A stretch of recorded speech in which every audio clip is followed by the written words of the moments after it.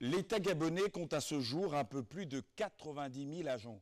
52 000 sont directement gérés par la fonction publique. Cette charge de l'État, qui absorbe 55% de son budget, constitue la masse salariale estimée à 732 milliards de francs CFA, des chiffres à confirmer ce soir. La fonction publique, c'est bien sûr ce maillon de la chaîne gouvernementale qui est également chargé de la réforme administrative. Et au titre des réformes administratives, on peut noter la création des DCRH, les directions centrales des ressources humaines, la PIP, la prime d'incitation à la performance et plus récemment encore le projet de réforme du nouveau système de rémunération, sans doute orchestré par les assises d'Angondje dans un climat de dialogue social au moment où le Gabon, à l'instar d'autres pays producteurs de pétrole, fait face à une crise aiguë due à la chute du coût de baril. Autant d'interrogations qui vont constituer l'ossature de ce 6e numéro de votre émission, notre émission Faire savoir, consacrée aujourd'hui, vous l'aurez compris, à la fonction publique, au nouveau système de rémunération et à la réforme administrative. Merci à vous en tout cas de nous rejoindre sur Gabon Télévision et nos chaînes partenaires, à l'instar de Média Plus et Canal Delta Port-Gentil. Bienvenue à tous. Jean-Marie Ogondaga, le ministre de la fonction publique et de la réforme administrative, est notre invité ce soir.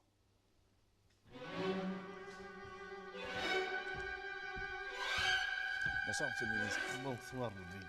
Installez-vous, installez-vous, je vous en prie.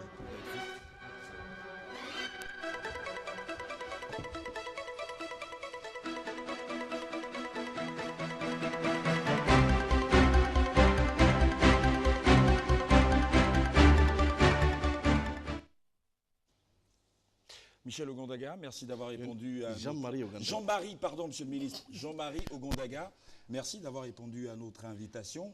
Le mois de janvier vient de s'achever. On ne va pas démarrer cette émission sans toutefois vous adresser nos vœux les meilleurs pour 2015, que vos projets fleurissent, notamment en ce qui concerne votre département ministériel. Quel est le projet qui vous tient le plus à cœur? Merci, Rodrigue. Le projet qui me tient le plus à cœur, c'est la réforme de l'État. Et la réforme de l'État, c'est un ensemble de projets dont celui dont tout le monde parle aujourd'hui, la réforme du système de rémunération de l'agent public et la réforme de la nouvelle gestion de l'agent public. Ces deux projets me tiennent à cœur. Si nous arrivons à faire aboutir ces deux projets, je crois que l'année 2015 aura été une année réussie. Et c'est tout le sens donné à cette émission, monsieur le ministre. Il vous arrive de regarder, faire savoir? Mais je regarde ça avec beaucoup d'intérêt parce qu'il est toujours intéressant de savoir ce que font ses collègues. D'accord. Alors, le principe de l'émission, vous le connaissez. Les journalistes vont se succéder ici pour vous poser un certain nombre de questions auxquelles vous répondrez. Il y aura également des questions du public. À travers notre page Facebook, tapez « Faire savoir » et par SMS, uniquement par SMS, au 02 75 75 75, au 02 75 75 75. Michel, pardon, qu'est-ce que j'ai avec ce prénom? Jean-Marie Ogondaga, j'y suis. Alors, nous avons interrogé les usagers du service public. Nous allons prendre quelques réactions. Ils donnent leur jugement, leur appréciation du service public. Il n'y a pas que la fonction publique. Nous les écoutons et nous démarrons la première partie de cette émission. Ntoum, c'est une commune de Président avec 3 arrondissements. Et lorsque vous restez à Libreville, Ntoum n'est pas forcément concerné. Mais quand vous vous déplacez pour Ntoum, je crois que c'est une très bonne chose. Faire savoir, c'est une très bonne émission et que les Gabonais suivent d'ailleurs. Donc, je vous dis chapeau à vous et au gouvernement, parce que c'est le gouvernement de la République qui fait en sorte que vous puissiez être chez nous en Ntoum. Nous voulons une décentralisation normale. On parle de la décentralisation, il faudrait qu'elle soit effective pour nous permettre d'avancer dans les dossiers de recrutement, les dossiers d'avancement automatique, les dossiers de reclassement sont des problèmes administratifs qui minent les fonctionnaires gabonais. Et au ministre de la fonction publique, qu'ils puissent en tenir compte. Il y en a qui emmènent leurs problèmes de maison jusqu'au lieu du boulot, ce qui fait qu'ils deviennent désagréables à leur lieu de travail. Et pourtant, ils ont l'amour du travail. Pour ça, ici en Ntoum, nous n'avons pas vraiment tellement de problèmes en matière administrative. Parce que ici on est convivial et nous nous comprenons. L'administration ici en Ntoum ne nous dérange pas, autant pour moi, jusqu'à tel point qu'on est satisfait. Quand on va dans les mairies, on constate que beaucoup ne connaissent pas le droit et remplissent je peux dire quoi, remplissent des actes d'existence sans même, de fois, certains ne savent même pas lire. Pour faire les dossiers, c'est les tracasseries. Il faut aller prendre le numéro à 2 h du matin, 3 h du matin, comme nous faisons l'ACNAM GS là en ce moment. On vous dit qu'il faut aller prendre le numéro à 3 h du matin. Connaissant les banditismes qui y a à Libreville en ce moment, au Gabon, 3 h du matin, tu vas te réveiller pour aller prendre un numéro. À 5 h, on vous dit qu'il n'y a plus de numéro. Il faut retourner pendant une semaine. Tu es là en train de tourner pour vouloir faire l'ACNAM GS qu'on a dit que c'est facile à faire. Souvent, quand on fait le dépôt des dossiers, ils vous promettent qu'ils vous appellent et après ils ne vous appellent pas. Du coup, vous faites des allées-venues, sans résultat. À la fin, souvent, il n'y a pas de résultats. À la fin, parfois, ils prennent leurs parents ou ils vous demandent même de payer. Aucun document à Libreville est facile si tu ne mises pas. Il faut miser pour que en 30 minutes ou 15 minutes, on te fasse sur le papier. C'est ça le problème ici, là, au Gabon, en ce moment. Il faut la mise. Je crois que les démarches administratives dans les services publics au Gabon posent quand même problème. Ça me paraît assez fastidieux parce qu'il s'agit quelquefois de l'humeur des agents qui vous reçoivent. Bon, dans l'ensemble, je dirais que c'est moyen, c'est moyen. Oui, monsieur le ministre, nous voulons que les choses changent. Essayez de voir ce qui se passe sur le terrain, dans les bureaux. Les choses doivent changer. Nous sommes des mères et des mères de famille. Nous ne pouvons pas nous lever toute une journée, 3 jours, 4 jours, pour venir faire un papier.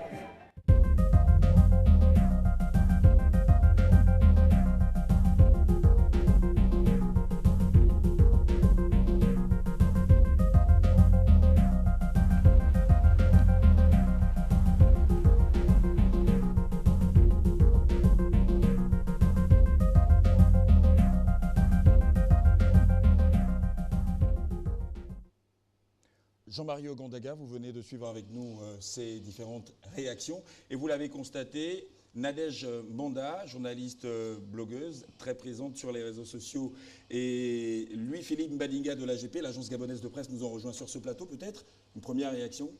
Oui, évidemment, je ne peux que réagir à ces différentes critiques qui sont somme toute fondées.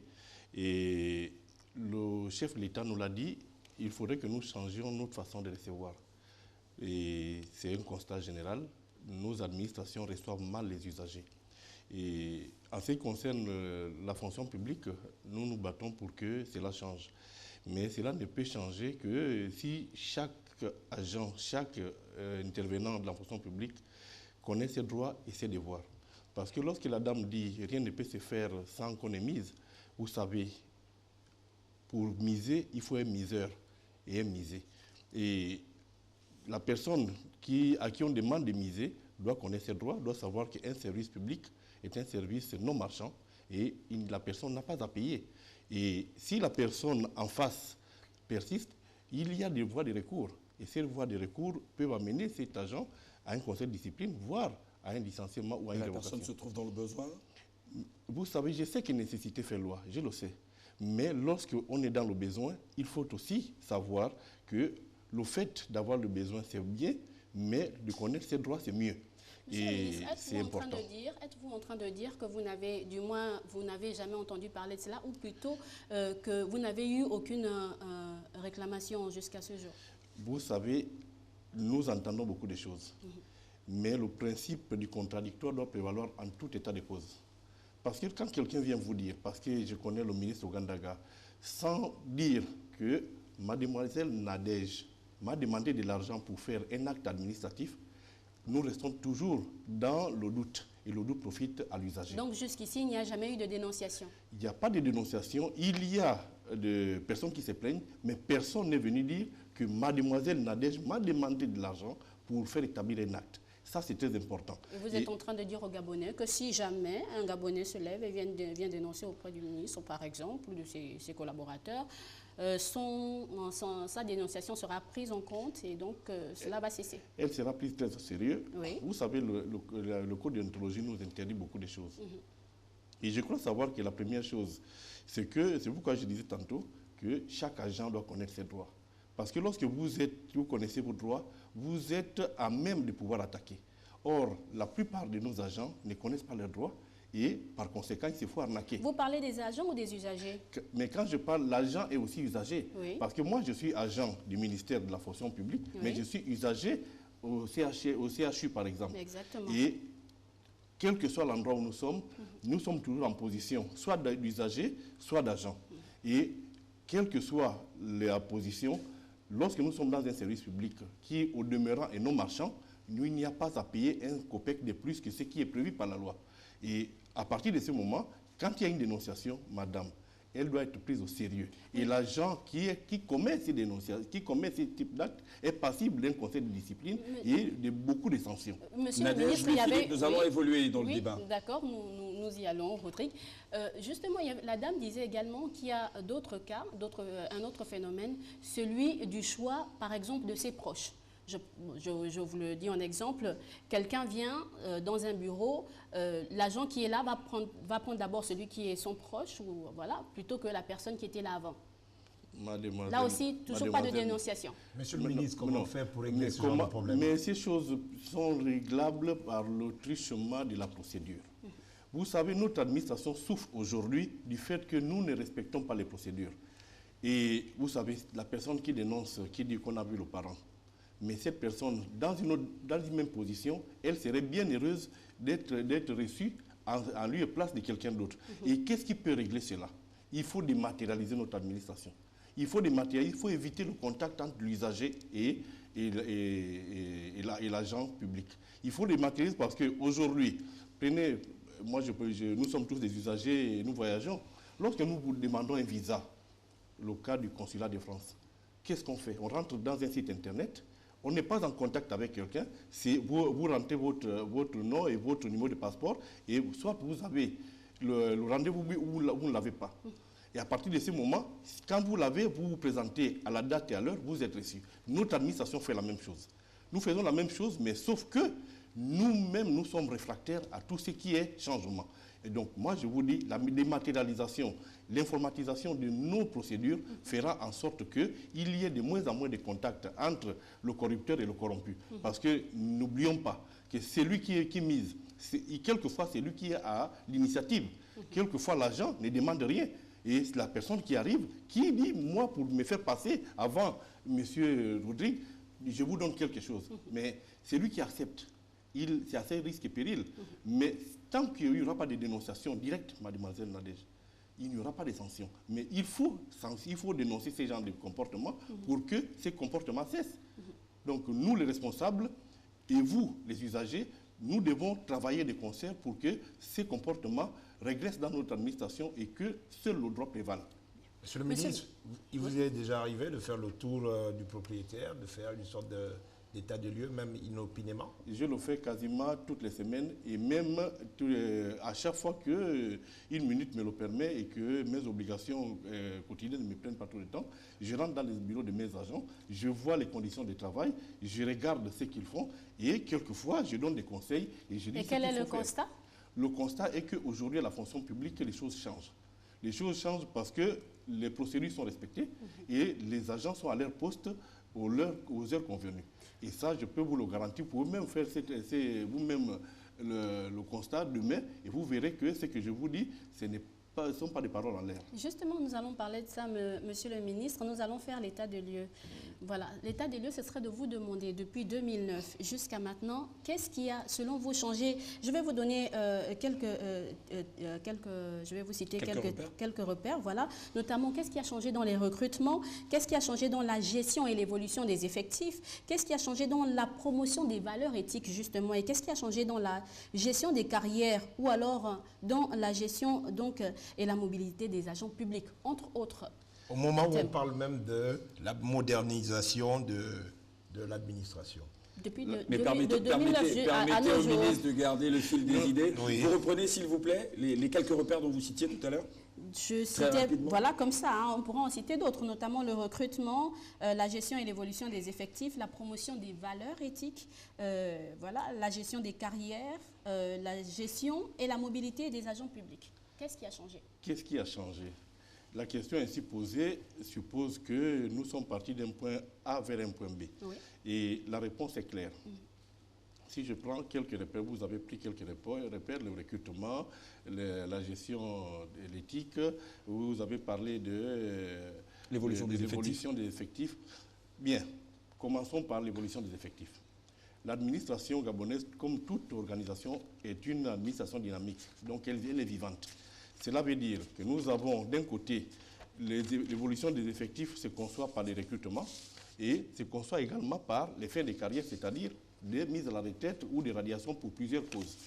Qu'est-ce qui change? Ce qui change, c'est qu'il y a des procédures de recrutement et vous savez, la fonction publique, le recrutement se fait par concours, ça c'est la voie royale et exceptionnellement par voie directe. Et les recrutements se font par concours parce que nos écoles d'administration, je parlerai ici de l'ENA, de l'EPCA, pour n'en citer que cela, forment chaque année des compatriotes et qui intègrent l'administration. Et ces concours sont des concours, ce sont des recrutements par voie de concours.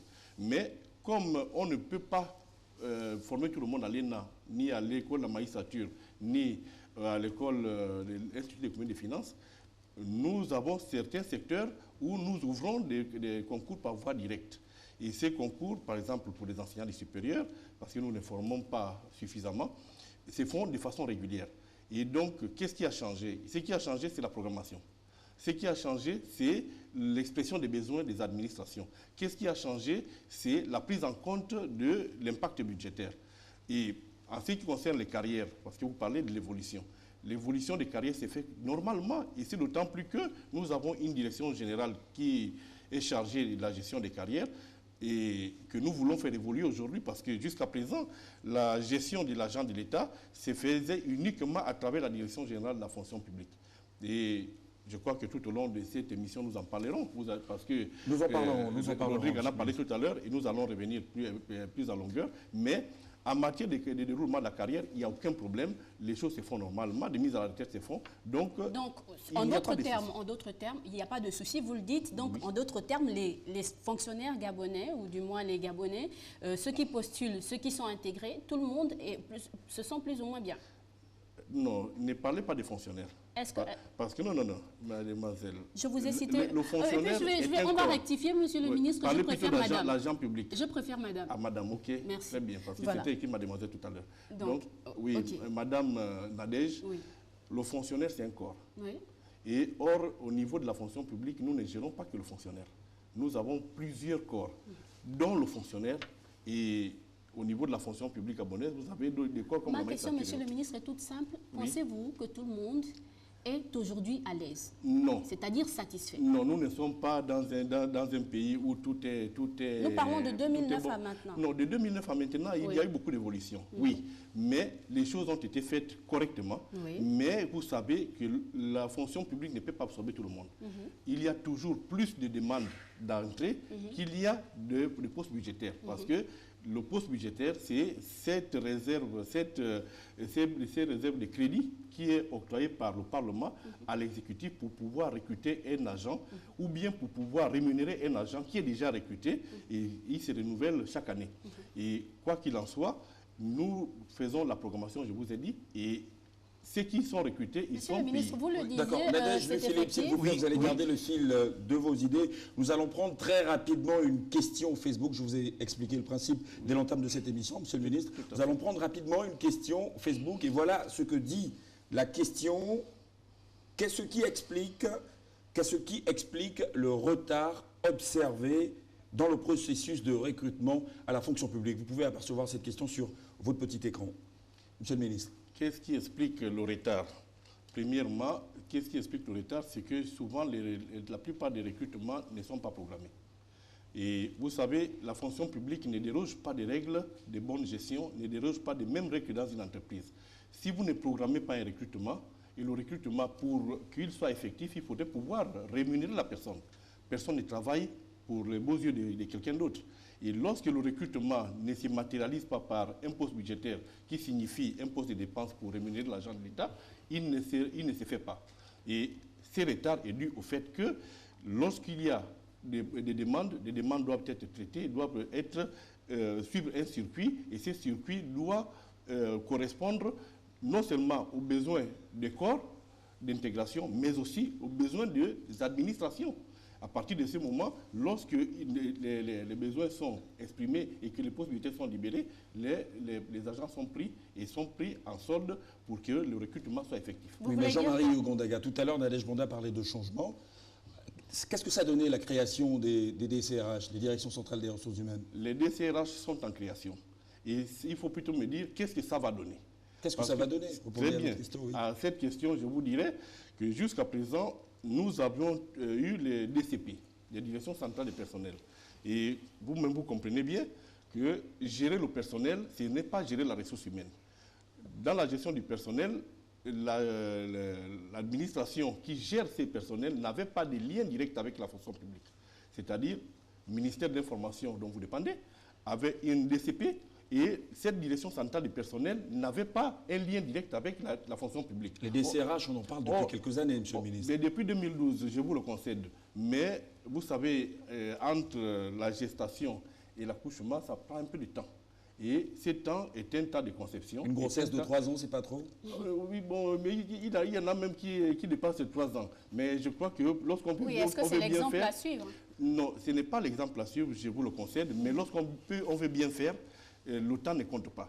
Et en l'espèce, il s'agit ici de construire de façon durable. Et vous savez, nous sommes en train de mettre en place, de changer un paradigme total. Nous passons de la gestion des personnels à la gestion de la ressource humaine. Désormais, l'homme, vous et moi, nous ne serons plus comptés comme une marchandise. Désormais, la ressource humaine va être comptée au même titre que la ressource financière. Et vous savez, pour les indices, il n'y a de richesse que d'hommes. Et la première richesse d'une nation, c'est l'homme. Et lorsque l'on veut avancer, lorsqu'on veut évoluer, et le chef d'État nous a dit qu'il veut une fonction publique émergente, il veut une fonction publique qui revalorise la ressource humaine. Cela veut dire qu'il faut mettre en place des mécanismes de gestion qui soient aptes à gérer la ressource humaine telle que cette ressource humaine puisse être valorisée. Donnez la possibilité à Louis-Philippe de poser une question, je vous en prie, et nous allons après poursuivre. cela, par rapport à ce que Monsieur le ministre disait, vu qu'on est en gestation, on va le dire comme ça, on sort de la gestation quand à peu près, à votre avis? La semaine prochaine. Monsieur le ministre? La semaine prochaine? Oui. Les décès... Ah bon? Oui, la mise en œuvre, c'est à partir de la semaine prochaine. Bon. Louis-Philippe Badinguet. Oui, monsieur le ministre, vous avez parlé de la prise en compte de l'impact budgétaire, vous avez parlé également des recrutements qui n'étaient pas programmés avant. Oui. Aujourd'hui, quel est l'instrument qui a été mis en place? Il y a plusieurs instruments. Le premier instrument, c'est la programmation. Et le deuxième instrument, qui a été utilisé à partir de 2012, c'est les conférences d'intégration. Et à travers ces instruments, nous voyons que les besoins des administrations rencontrent l'offre des structures en matière de postes budgétaires. Et c'est à partir de cette rencontre de la demande et de l'offre que nous faisons les intégrations. Et ces intégrations se font régulièrement depuis 2012. Donc il y a eu un changement. Et là, à partir de ces programmations, nous savons exactement qui doit rentrer et qui doit sortir. Monsieur le ministre, y a-t-il une différence entre ce que vous dites et la gestion prévisionnelle des ressources humaines? Mais c'est justement ça la programmation. Parce que la prévision, c'est obéit à une programmation. Parce que si vous ne prévoyez pas, il va de soi que vous n'aurez jamais de ressources pour rémunérer les personnes. Et c'est ce qui s'est passé jusqu'à présent. D'où la notion de rappel que nous connaissons. Or, monsieur le ministre, nous savons très bien que tous les ministères recrutent. Mais finalement, vous, comment ça se fait finalement? C'est justement ça. Qui régule le recrutement? C'est justement là le changement. C'est justement là le changement parce que jusqu'à présent, comme vous le dites, tous les départements ministériels recrutaient, ce qui est une très mauvaise chose. Nous devons, à partir de maintenant, avec la mise en place des DCRH, qui sont des démembrements de la direction de la fonction publique, c'est très important. C'est la déconcentration de la fonction publique. La fonction publique va s'installer dans chaque département ministériel pour prendre en compte les besoins réels en ressources humaines de chaque administration. À partir de la semaine prochaine? À partir de la semaine prochaine, nous commençons le déploiement. Ça veut dire que nous allons installer les DCRH et ces DCRH vont prendre en charge la gestion de l'agent public dans son intégralité. Cela veut dire que du recrutement jusqu'à la retraite, en passant par tous les événements de la vie, les DCRH seront compétentes pour les traiter. Donc, qu'est-ce qui change aujourd'hui? C'est qu'aujourd'hui, nous allons gérer l'homme, alors que hier, nous gérions un matricule. Aujourd'hui, nous devons savoir, Madame Nadège, qui est-elle, quelles sont ses compétences, à part ce qu'elle fait aujourd'hui, est-ce qu'elle peut faire autre chose? Et Madame Nadège, elle est mariée, son époux, combien d'enfants et quels sont les problèmes qui se posent à elle-même? Est-ce qu'elle a une maladie professionnelle? Tout ça, nous devons le savoir pour qu'on ait une véritable gestion de l'argent public. Donc, c'est ce qui va changer. Alors, pour la suite de cette émission, rapidement, Louis Philippe. Oui, autrement dit, à partir de ces éléments, on ne pourra plus envoyer n'importe qui à Moulengi Binza, à Mekambo. Là, vous avez touché l'un des points saillants que nous visons. Il est important que pour déplacer un agent, il faut le connaître. Or, si vous avez un matricule, vous ne connaissez pas l'agent. Et ne peut connaître un agent que celui qui le gère au quotidien. Ne peut connaître un agent que celui qui a la charge de le suivre de façon non seulement personnelle, mais aussi administrative. Et ça nous évitera ces genres d'erreurs. C'est vrai. Alors, pour la suite de cette émission, je vous propose, Monsieur le Ministre, de suivre très rapidement ces réactions autour des critères d'évaluation de la prime d'incitation à la performance. Vous le savez mieux que nous, c'est une réforme qui fait couler beaucoup d'encre et de salive. Nous suivons ces réactions et nous nous retrouvons juste derrière pour la suite de cette émission. Merci. Un métier comme l'enseignement, les gens sont toujours en grève. La santé, les gens sont en grève, mais parfois ce sont les mêmes gens qui sont en grève qui, à la fin du mois, vont réclamer la PIP, prime d'incitation à la performance. Ça devient un peu ridicule. Des métiers comme l'enseignement ou comme la santé, personnellement, je me dis que c'est une espèce de sacerdoce. Vous ne pouvez pas laisser quelqu'un mourir parce qu'il y a la PIP. Mais quand on te donnera la PIP, est-ce que tu vas ressusciter l'homme qui est mort? On n'a plus le désir de travailler, maintenant le désir d'argent, d'avoir beaucoup d'argent. Or, en résumé, le travail est une vertu, l'argent n'est qu'un moyen. Parce que Dieu a dit, vous vivrez à la sueur de votre front. Donc, l'argent qu'on gagne malhonnêtement ne profite pas. Comme pourrait dire l'autre, l'argent gagné malhonnêtement est un venin. Nous ne pouvons pas aujourd'hui dire que la PIP est donnée à celui qui la mérite. Par rapport aux évaluations qui sont dites, ça dépend de la relation que vous avez avec votre chef.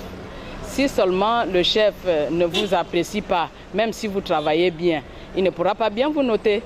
Pour évaluer, il faut donner d'abord l'outil de travail à l'agent que vous allez évaluer. Si nous, par exemple, ici, là, les spécialistes de la route sont assis, il n'y a pas des engins, vous allez les évaluer sur quelle base? Hein? Tout ça, ce sont des méthodes discriminatoires. Moi, je pense qu'on n'a pas besoin d'évaluer. Tout être humain et tout travailleur est conscient du travail qu'il doit fournir. Monsieur le ministre, moi ce que je souhaite, les fonds de souveraineté et la PIP qu'on donne aux gens, ça n'a pas sa raison d'être. Parce que ce n'est pas des prestations de services.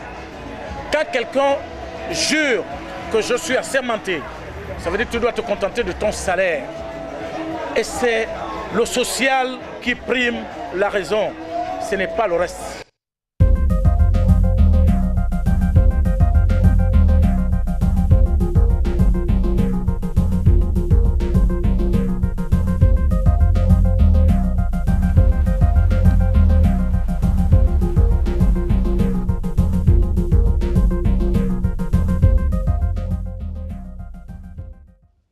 Jean-Marie Ogandaga, un micro-trottoir réalisé ici à Libreville et à l'intérieur du pays, les critères d'évaluation de la prime d'incitation à la performance. Merci Rodrigue. La prime d'incitation à la performance voulue et créée par le chef de l'État est une bonne chose. C'est une bonne chose parce qu'une prime doit rémunérer une performance, telle que l'indique le nom. Et l'évaluation est une obligation de l'administration. Parce que nous n'évaluons pas rien que pour payer la prime. Nous évaluons l'agent même pour son avancement, même pour se situer par rapport à d'autres agents. L'évaluation est une valeur cardinale de la fonction publique. D'ailleurs, il y a un décret. Il y a un décret sur l'évaluation de l'agent. Oui. Nadège, laissez le ministre poursuivre, s'il vous plaît. Non, je suis obligé de vous le dire parce que j'ai entendu vous dire beaucoup de choses, qu'il n'y avait pas de critères d'évaluation. Oui, il n'y a pas de critères d'évaluation pour celui qui ne le sait pas. Mais la fonction publique, elle est normée.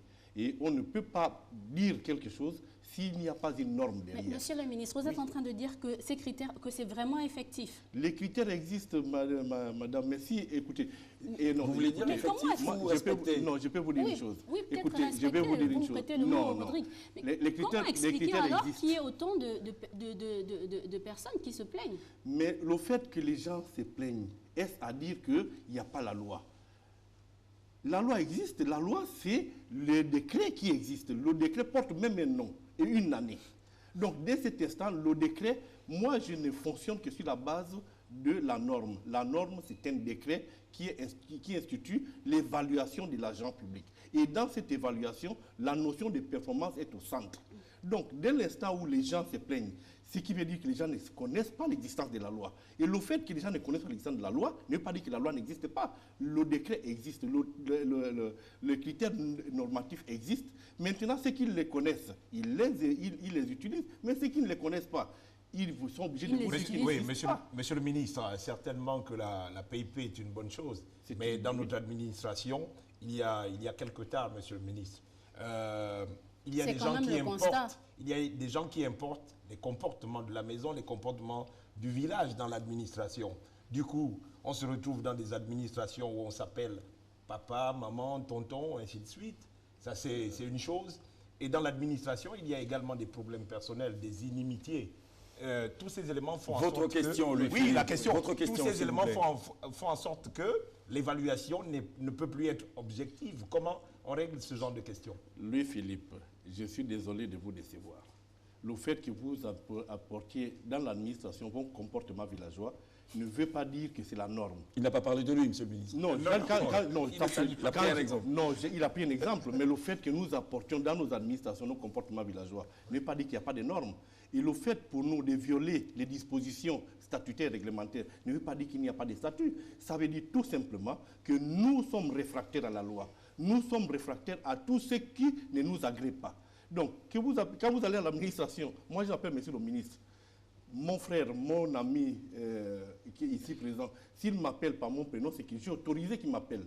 Mais si nous sommes dans un environnement officiel, il doit m'appeler monsieur le ministre, même si c'est mon fils. Donc monsieur à partir de ce moment, pour en revenir à la les critères objectifs sont dans la loi, les critères objectifs sont dans les textes. Maintenant, je vous considérer une chose. Est-ce que les conditions de notation sont mises en place? Ça, c'est une autre affaire. Mais ça ne veut pas dire qu'il n'y a pas de critères.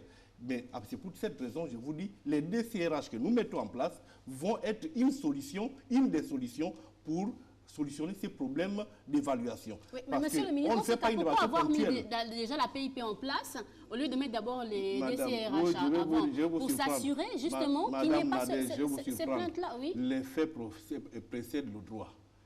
Les faits précèdent le droit. C'est d'abord les faits et le droit vient par la suite. C'est très rare les endroits où le droit précède les faits. Et à partir de ce moment, si nous avons mis la PIP, nous l'avons mis parce que nous avions déjà un texte qui norme l'évaluation.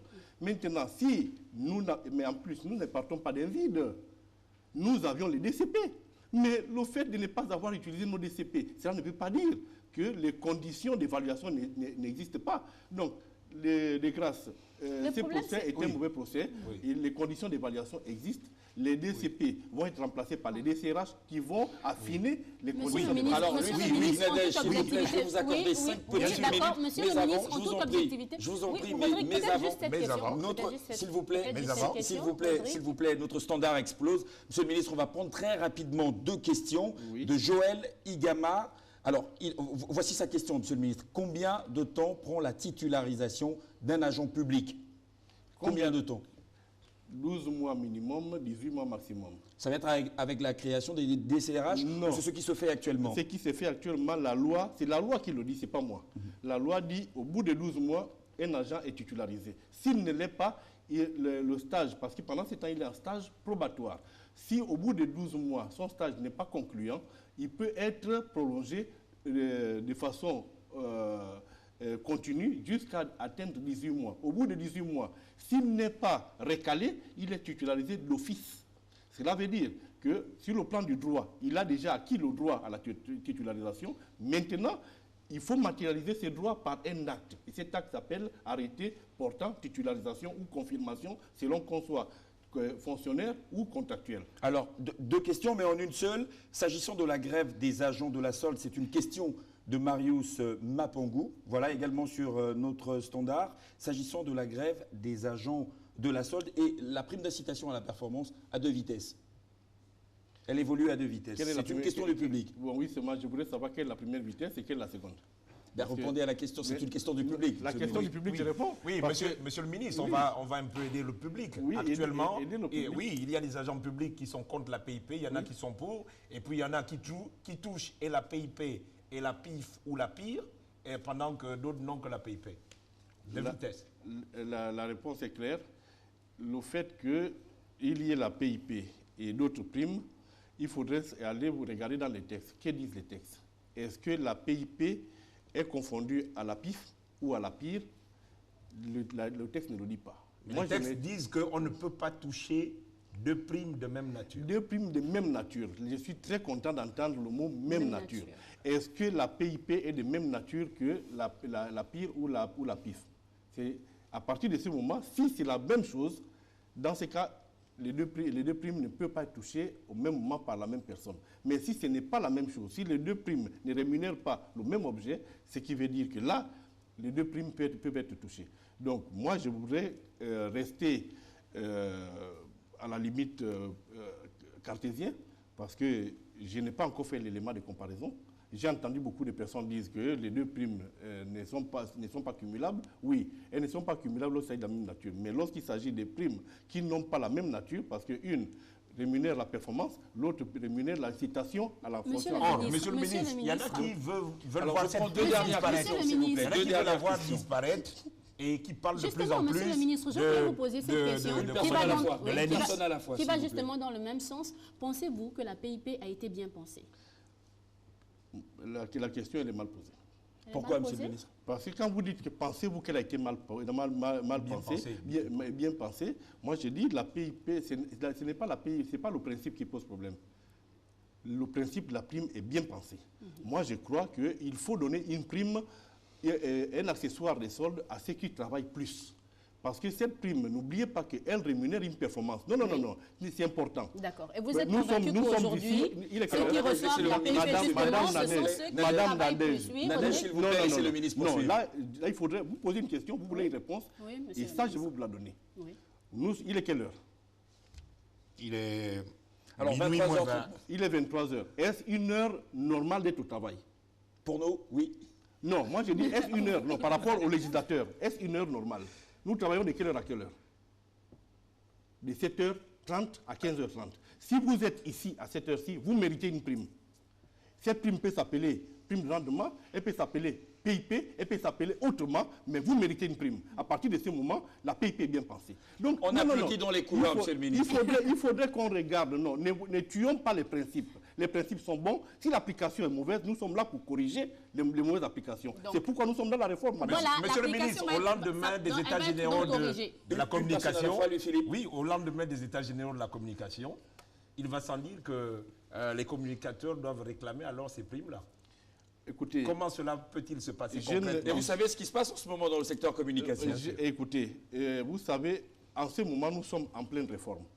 Et les problèmes de réforme, ce sont des problèmes qui touchent à la vie, non seulement de la nation, mais à la vie de toutes les structures. Ça veut dire, si votre secteur a des éléments à verser dans la réforme, nous sommes ouverts au niveau de la fonction publique pour les étudier avec vous. Parce que ce qui est toujours mauvais, c'est de faire des choses par à coup, sans qu'on ait pensé de façon profonde et de façon réfléchie pour donner une réponse durable. Or, aujourd'hui, nous vous invitons tous à participer à cette réforme. Parce que la réforme n'est pas seulement une réforme de la fonction publique, c'est une réforme de l'État.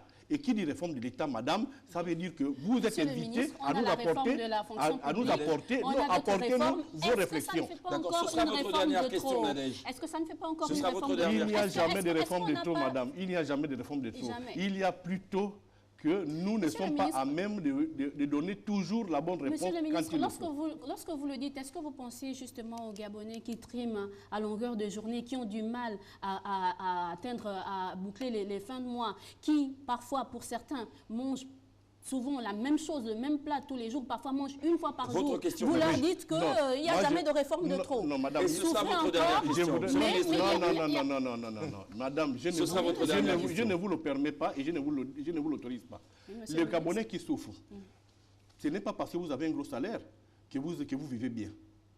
Oui, madame, je vais vous surprendre. Il y a des personnes qui gagnent des gros salaires, mais qui vivent misérablement. C'est une question d'organisation. Non, une réforme n'est jamais de tout, et je le répète, c'est tout simplement l'application des réformes qui est mauvaise. Une réforme, c'est la vie de chacun d'entre nous. Même vous-même, vous vous réformez au quotidien. La preuve, c'est que vous vous peignez tous les matins, vous vous lavez tous les matins et vous vous habillez tous les jours. Même pour venir ici, vous vous êtes maquillé, vous vous êtes réformé.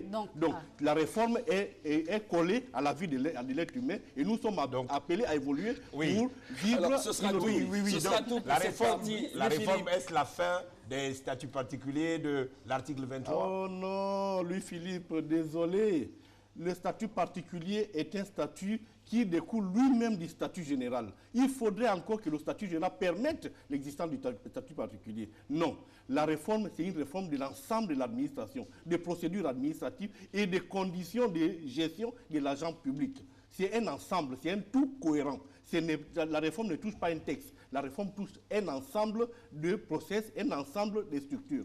Ce n'est qu'à ce prix que nous aurons une administration cohérente où chaque agent se sentira utile dans son emploi et se sentira en bonne position pour donner le meilleur de lui-même. À quel horizon? Mais nous avons commencé déjà. Je vous ai dit qu'à partir de la semaine prochaine, nous rentrons dans la réforme des DCRH. Jean-Marie Ogandaga, merci pour toutes ces réponses. Restez avec nous. Alors, Louis-Philippe Mbadinga de l'AGP, Nadège Manda, merci aussi pour toutes ces questions. Nous poursuivons cette émission. Mesdames et messieurs, vous pouvez comprendre la passion qui anime ce plateau. Nous allons poursuivre cette émission en écoutant cet extrait de discours de circonstance lors du Nouvel An du président de la République, Ali Bongo Ondimba, qui annonçait la révision du système de rémunération. Et nous nous retrouvons juste derrière pour la deuxième partie de cette émission. En recevant les syndicats du secteur public le 17 novembre dernier, je leur ai redit toute ma disponibilité et celle du gouvernement à œuvrer dans le sens de l'adoption d'un nouveau système de rémunération de l'agent public. L'absence de vision et d'objectifs dans la gestion de la rémunération de l'agent public depuis plus de 20 ans a eu pour conséquence la déstabilisation de la cohérence du système. Et ce qui s'est traduit par un accroissement de la masse salariale résultant de l'augmentation des accessoires de solde au détriment du socle du système qu'est la solde de base. Cet état de choses a pour autre conséquence la faiblesse des pensions que touchent nos compatriotes admis à faire valoir leurs droits à la retraite, aggravant ainsi la population qualifiée d'économiquement faible. C'est pour corriger tous ces dysfonctionnements que j'ai convoqué et mis en place depuis le 17 novembre 2014 une commission ad hoc placée sous l'autorité du Premier ministre. Sans attendre les conclusions qui me seront présentées, j'ai engagé le gouvernement à mener des réformes visant à mettre en place, à partir de janvier 2015, un nouveau système de gestion de l'agent public, des cadres organiques de l'administration publique, un nouveau système de rémunération de l'agent de l'État.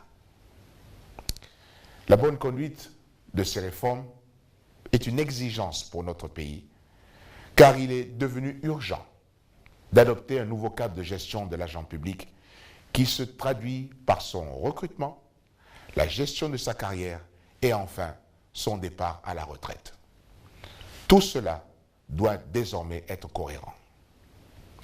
Je n'accepte plus de voir des pères et des mères de famille angoissés par la perspective d'un départ à la retraite qui les plongerait dans la précarité.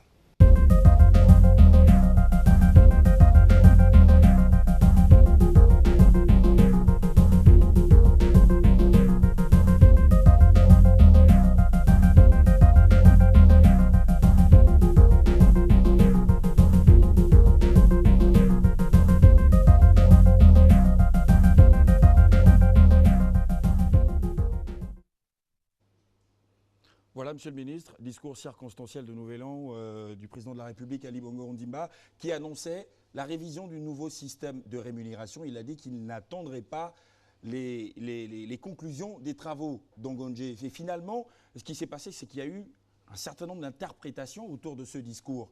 Quelle interprétation vous faites en tant que ministre de la fonction publique?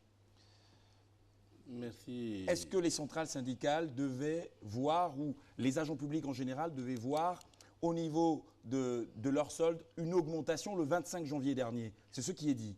La réponse est non.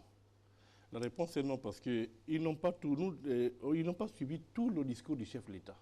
Il a conclu en disant qu'il veut la mise en place d'un nouveau système de gestion de l'argent public. Gestion de l'argent public. Et c'est de la gestion de l'argent public que découle la rémunération de l'argent public. Et ça veut dire concrètement qu'il a demandé que du recrutement à la retraite, il faut changer la façon de faire. Il faut améliorer la gestion de l'argent public. Qu'est-ce qui va se faire concrètement? Qu'est-ce qui se fait? Qu'est-ce qui doit se faire? Puisque le gouvernement est instruit. Le gouvernement est instruit de mettre en place un nouveau système de gestion. Jusqu'à présent, vous le savez bien, et nous l'avons déjà dit la première partie de cette émission. Jusqu'à présent, l'argent de l'État a été géré dans un seul endroit, la Direction générale de la fonction publique, qui est centralisée au ministère. Et vous savez que le ministère de la fonction publique ne peut pas gérer tous les agents de l'État. Il se trouve qu'aujourd'hui, dans la mise en place de la nouvelle gestion, au centre, nous mettons la direction centrale de ressources humaines, qui vont être des directions des gens de la fonction publique déconcentrées dans chaque département. Ça veut dire concrètement que nous changeons là l'approche, nous allons plus proche des problèmes des usagers, là où les problèmes se posent, et c'est là où la gestion va se passer. À partir de ce moment, les besoins de chaque structure administrative seront pris en compte et remontés rien que pour visa au niveau de la fonction publique centrale. C'est à partir de ce moment, nous comprenons bien que le nouveau système de rémunération qui se met en place va être un système qui va remettre à l'endroit ce qui a été ce qui a été retourné. Le chef d'État nous l'a dit, que le système de rémunération aujourd'hui souffre du fait que l'accessoire a pris le pas sur le principal. Aujourd'hui, si vous regardez votre bulletin de salaire, vous vous rendrez compte que vos accessoires sont supérieurs à votre solde de base. Or, c'est la solde de base qui vous permet d'avoir la retraite. C'est pour cette raison le chef de l'État a dit qu'il ne veut plus voir ça. Il faudrait qu'on remette à l'endroit ce qui a été déplacé. Et nous nous y attelons. Mais vous savez aussi qu'une réforme ne se fait pas ex nihilo. Une réforme touche les corps des agents de l'État, touche les conditions de travail, touche les conditions d'emploi. À partir de ce moment, nous allons toucher l'arsenal juridique. Parce que la rémunération n'est que la résultante de modes de gestion et l'appartenance à nos corps. Donc c'est pour cette raison, une réforme de la rémunération doit s'accompagner, doit être précédée par la réforme des dispositifs institutionnels. D'accord. Et nous allons en parler, Monsieur le Ministre. Vous l'avez constaté, Jacques Fourier, Mangumba, Maloulou et Tassiana Miko, respectivement de Radio Gabon et Gabon Télévision, nous ont rejoints sur ce plateau. Vos questions? Bonsoir, Monsieur le Ministre. Bonsoir. Alors, le discours du chef de l'État aborde et tient compte des assises sociales. Et justement, la commune d'Akanda a vibré récemment au rythme des travaux de ces assises. Quel a été le climat qui a prévalu au cours de ces rencontres d'Angonje? Bon, moi-même j'ai été un acteur de ces assises. Le climat a été, moi je l'ai jugé bon. Je l'ai jugé bon parce que dans toute œuvre humaine, lorsque les personnes qui ont des intérêts divergents se rencontrent, il est normal qu'au départ on s'échauffe un peu. Et on s'échauffe pour prendre le pouls des uns et des autres pour enfin aboutir à un modus vivendi. C'est ce qui a été fait à Angonje et nous sommes sortis avec un rapport qui est remis au chef de l'État dans les tout prochains jours. Donc, justement, Monsieur le Ministre, ce rapport a fait quand même mouche au sein des centrales syndicales. Et certaines centrales ont jugé peut-être que c'était malvenu d'aller rapidement présenter ce rapport auprès du chef de l'État sans avoir peut-être pu s'entendre au départ. Et d'autres soutiennent l'idée selon laquelle il faut rapidement présenter ce rapport auprès du chef de l'État. Quelle est aujourd'hui la conduite à tenir, Monsieur le Ministre?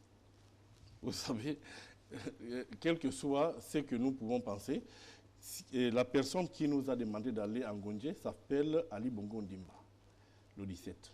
C'est lui. Et à tout seigneur, tout honneur, lorsqu'on vous envoie faire un travail, vous ne pouvez pas vous départir de rendre des comptes. Tout agent de l'État que nous sommes, le Premier ministre chef du gouvernement qui a mené ces travaux, se doit de rendre compte, il n'a été qu'un mandaté. Donc, à partir du moment où il y a un rapport, il faut ramener le rapport vers celui qui nous a donné le mandat. Et c'est lui qui va avoir la première de ces rapports et c'est lui qui va donner la conduite à tenir pour qu'il y ait une suite à ces rapports. Et moi, je ne comprends pas qu'il y ait des personnes qui ne veillent pas qu'on reparte vers celui qui nous a envoyés. Et quelles que soient les conditions, nous ne pouvons pas faire autrement. Et il est important que ces rapports soient remis à qui de droit pour la suite des événements. Il y a eu des points d'achoppement, des points de convergence. Qu'est-ce qu'on retient essentiellement? C'est tout à fait normal, M. Rodrigue. C'est tout à fait normal qu'il y ait des points d'achoppement et des points de convergence. Qu'est-ce qu'on retient, Monsieur le ministre? Ce que nous retenons, c'est que ces rapports, je ne vais pas vous donner la première de ces rapports. Là, je suis désolé, mais il y a beaucoup de points d'accord et il y a des points de désaccord. Primeur est donné au chef de l'État, mais aujourd'hui, qu'est-ce qu'on peut dire aux Gabonais? Ce que nous pouvons dire aux Gabonais, c'est que le chef de l'État nous l'avait déjà dit. Il a dit, sans attendre la fin des travaux d'Angondje, j'instruis le gouvernement de mettre en place de nouveaux systèmes de rémunération et j'instruis au gouvernement de mettre en place un nouveau système de gestion de l'argent public. Donc c'est déjà des points d'accord et c'est ce que demandent nos partenaires sociaux, qu'il y ait une révision. Vous savez, il y a quelques jours, je le disais, ça fait 25 ans qu'on n'a pas révisé nos systèmes de rémunération. 25 ans. Et 25 ans, c'est un quart de siècle et c'est trop. Et le chef de l'État, conscient de cet état de fait, le chef de l'État a fait de la gestion de l'argent de l'État un des piliers de l'émergence. Et à partir de ce moment, il a dit qu'il veut une administration performante. Il veut une fonction publique de qualité, une fonction publique où règne l'équité, une fonction publique performante. À partir de ce moment, il va de soi que nous mettons en place des instruments qui traduisent cette vision. Donc, il nous a instruit de mettre en place un nouveau système de gestion de l'argent public et avec pour corollaire un nouveau système de rémunération. Et nous nous y attelons. Et je crois que vous êtes au courant de ce qui se passe dans la fonction publique. Tatiana Minko. Alors, Monsieur le ministre, certainement il y a eu des résolutions au sorti des assises d'Angondje. Donc, ce n'est pas un fait nouveau sous le soleil, Monsieur le ministre. Alors, pour un Gabonais lambda qui aujourd'hui reste sceptique, réfractaire quant aux engagements souvent pris par le gouvernement, parce que les pensants peut-être comme effet d'annonce. Alors, qu'est-ce qui peut concrètement aujourd'hui garantir la concrétisation de certains points d'accord issus des assises d'Angondje? Madame Tatiana Minko, je suis d'accord avec vous que l'homme soit sceptique. Et d'ailleurs, c'est tout à fait normal qu'on ait toujours le doute cartésien. Descartes nous avait dit, même si à 90% je suis d'accord, mais je garde 10%, c'est le doute cartésien. C'est normal. Mais vous savez, nous sommes le gouvernement. Il y a la continuité de l'État. Nous sommes responsables de l'État, mais nous ne sommes pas coupables de cet état de fait. Le chef d'État a pris une décision courageuse de revoir ce qui n'a pas été fait depuis 25 ans. Il a pris une décision courageuse de mettre en place le revenu minimum mensuel. Ça, on n'en parle pas depuis 2010. Il a pris un décret qui institue le revenu minimum mensuel. Il a dit qu'il ne veut plus voir les gens gagner moins de 100 000 francs. Et il a même relevé à 150 000 francs. Il a pris cette décision à son âme et conscience. Il a été courageux de dire revoyez le système de rémunération quand bien même les indicateurs macroéconomiques nous soient favorables. Parce qu'il nous a dit, je ne serai heureux que lorsque le donné du Gabonais sera heureux. Joignant l'acte à la parole, il nous a instruit qu'il veut un nouveau système de gestion de l'argent de l'État et avec corollaire, un nouveau système de rémunération et un nouveau système de pension. Donc vous comprenez que ça va changer. Et pour ceux qui sont sceptiques, qu'ils viennent à la fonction publique, pour qu'ils viennent toucher du doigt le travail qui s'est fait. Et ce n'est pas fait que par les agents de la fonction publique, c'est fait par l'ensemble des forces vives de l'administration. Et je vous dis ici, ensemble des forces vives, en passant du civil, du policier jusqu'au militaire. Et toutes ces personnes participent à la mise en place du nouveau système de rémunération à la fonction publique. Et c'est pour la première fois que cela se passe au Gabon. Chaque fois, oui, Monsieur le ministre, parmi les points d'achoppement figure entre autres le taux de prélèvement de la masse salariale au titre de la CNAMGES et de la sécurité sociale. Et on a retenu également que entre le gouvernement et les agents du secteur privé, il y a eu un modus vivendi qui avait été trouvé autour donc, de prélèvement de 1%. Est-ce que ce taux sera-t-il véritablement mis en applicabilité? Vous savez, le gouvernement, le chef de l'État, quand il prend des décisions, ces décisions sont mises en musique par le gouvernement. Le chef de l'État prend des décisions et nous les mettons en musique. Et ne pas le faire serait un manquement grave. Je n'ose pas croire qu'un membre du gouvernement irait à l'encontre d'une décision prise par le chef de l'État. Le chef de l'État l'a décidé et ça va être fait. Et ça va être fait parce que les conditions s'y prêtent, parce que les partenaires sociaux l'ont demandé et lui, il l'a accepté. Et cela va être fait, cela a été acté et cet acte va passer en application. Là, je n'ai aucun doute là-dessus. Monsieur le ministre, allez-y. D'accord. Monsieur le ministre, en plus des assises sociales d'Angonji, il y a eu le séminaire gouvernemental à la Pointe-Denis. Alors, parmi les mesures qui ont été prises, la réduction du train de vie des membres du gouvernement, bien sûr. Alors, de façon illustrée, comment va se traduire dans les faits cette réduction du train de vie? Qu'est-ce qu'on doit comprendre par là? Quand nous disons la réduction du train de vie de l'État, les membres du gouvernement. Le membre du gouvernement, il est salarié comme vous et moi. Le membre du gouvernement est un salarié. Il a une solde. Et je vous prends un exemple. Si le membre du gouvernement gagnait 100 francs, s'il y a une réduction de 10%, c'est qu'il gagnera 90 francs désormais. Et si elle est de 20%, c'est qu'il gagnera 80 francs. Et cela va être implémenté à partir de ces mois. Et vous pouvez le vérifier à la solde. Pourquoi uniquement les membres du gouvernement, pas les chefs d'institution? C'était un séminaire gouvernemental. D'accord. Et le chef du gouvernement a voulu que nous donnions l'exemple. Et la décision a été prise, elle n'est pas discutable. Vous n'êtes pas frustré, monsieur le ministre? Pas du tout. Pas du tout, parce que, vous savez, les gens croient que nous sommes accrochés à un salaire, mais je peux vous dire que nous participons tous à l'effort national. Et nous ne pouvons pas demander des efforts aux autres sans que ça ne s'applique à nous. Et pour la petite histoire, les membres du gouvernement n'ont pas que ça comme contrainte. Au niveau de nos cabinets, il y a des choses que nous n'avons plus. Par exemple? Par exemple, aujourd'hui, moi je vous parle, nous n'avons pas d'indemnité de cabinet. Ça n'existe plus. Depuis combien de temps, monsieur le ministre? Depuis le gouvernement Ali Bongo Ondimba, depuis le premier gouvernement Ali Bongo Ondimba jusqu'à aujourd'hui, ça n'existe plus. Comment vérifier cela? Mais vous pouvez aller voir au niveau du budget, vous pouvez lire la loi des finances. Avant, c'était inscrit noir sur blanc dans la loi des finances. Et aujourd'hui, allez-y regarder, vous ne trouverez pas une seule ligne là-dessus. Jean-Marie Ogondaga, si l'on prend le salaire d'un ministre, vous avez dit 100 francs, d'accord. Moi, je vais augmenter le chiffre, 1 million, 2 millions, 3 millions. On considère 1 million qu'on va enlever, par exemple, au niveau de vos salaires, vous, les membres du gouvernement. Vous êtes 35 aujourd'hui, multiplié par 35, ça fait 35 millions, ça représente rien dans la soutenabilité qui est souhaitée au regard de la masse salariale actuelle. Ça représente quoi? Monsieur Rodrigue, si vous dites 1 million, 35 millions ne représentent rien, il faut encore savoir c'est quoi rien. Parce qu'il faut, toute proportion gardée, il faudrait que nous ayons le sens de la mesure. Mais la masse salariale est estimée à 732 milliards. Déjà, je vous informe que un membre du gouvernement ne gagne pas 3 millions au Gabon. Il gagne combien? Je vous dirais qu'il gagne moins de 2,5 millions. Moins. Et combien il va accepter de rétrocéder à cette volonté du président de la République? Ce n'est pas discutable. Si il est acté que ça va être 15%, ça va être 15%. Si c'est 20%, ça va être 20%. Ce n'est pas encore acté. C'est déjà acté. Mais c'est le taux, je ne peux pas vous le dire en ce moment parce que je ne l'ai pas. Donc, mais la réduction a été accordée, a été acceptée et cette réduction va se faire à partir de ces mois. Et vous pouvez le vérifier, vous pouvez prendre le mois N, c'est-à-dire ces mois, et le mois N plus 1, vous verrez la différence dans nos bulletins. Mais je peux vous rappeler que si cette décision est prise, même si ça fait 1 franc c'est 1 franc, et 1 franc n'est pas négligeable. Et ce qui va être fait, ça va être fait à titre d'exemple pour montrer que les membres du gouvernement ne sont pas des personnes à part dans la République. Nous sommes au service du peuple et à ce titre, nous devons commencer à donner le bon exemple. Après les membres du gouvernement, ce sera qui? Je ne sais pas, en tout cas peut-être corps de l'État? Peut-être vous. Les communicateurs, ils n'ont quasiment rien, monsieur le ministre, vous le savez.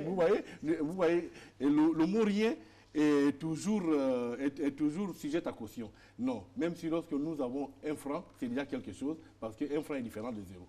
Jacques Mangumba. Oui, monsieur le ministre, le thème retenu lors de ce séminaire de la Pointe-Denis porte sur maintenir la croissance économique et sociale pour garantir la stabilité macroéconomique et la viabilité des pouvoirs publics.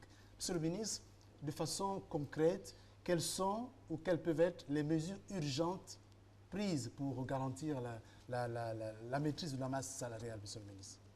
Et quels seront les délais? La maîtrise de la masse salariale, on en vient toujours. La maîtrise de la masse salariale, la première chose, c'est améliorer la gestion de l'argent public.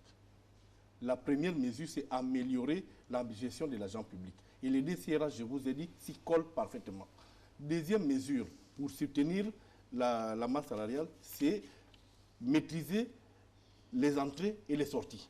Ça veut dire que nous devons savoir ce dont a besoin l'administration pour fonctionner correctement et les personnes qui doivent sortir pour plusieurs causes. La mise à la retraite, le décès, doivent sortir.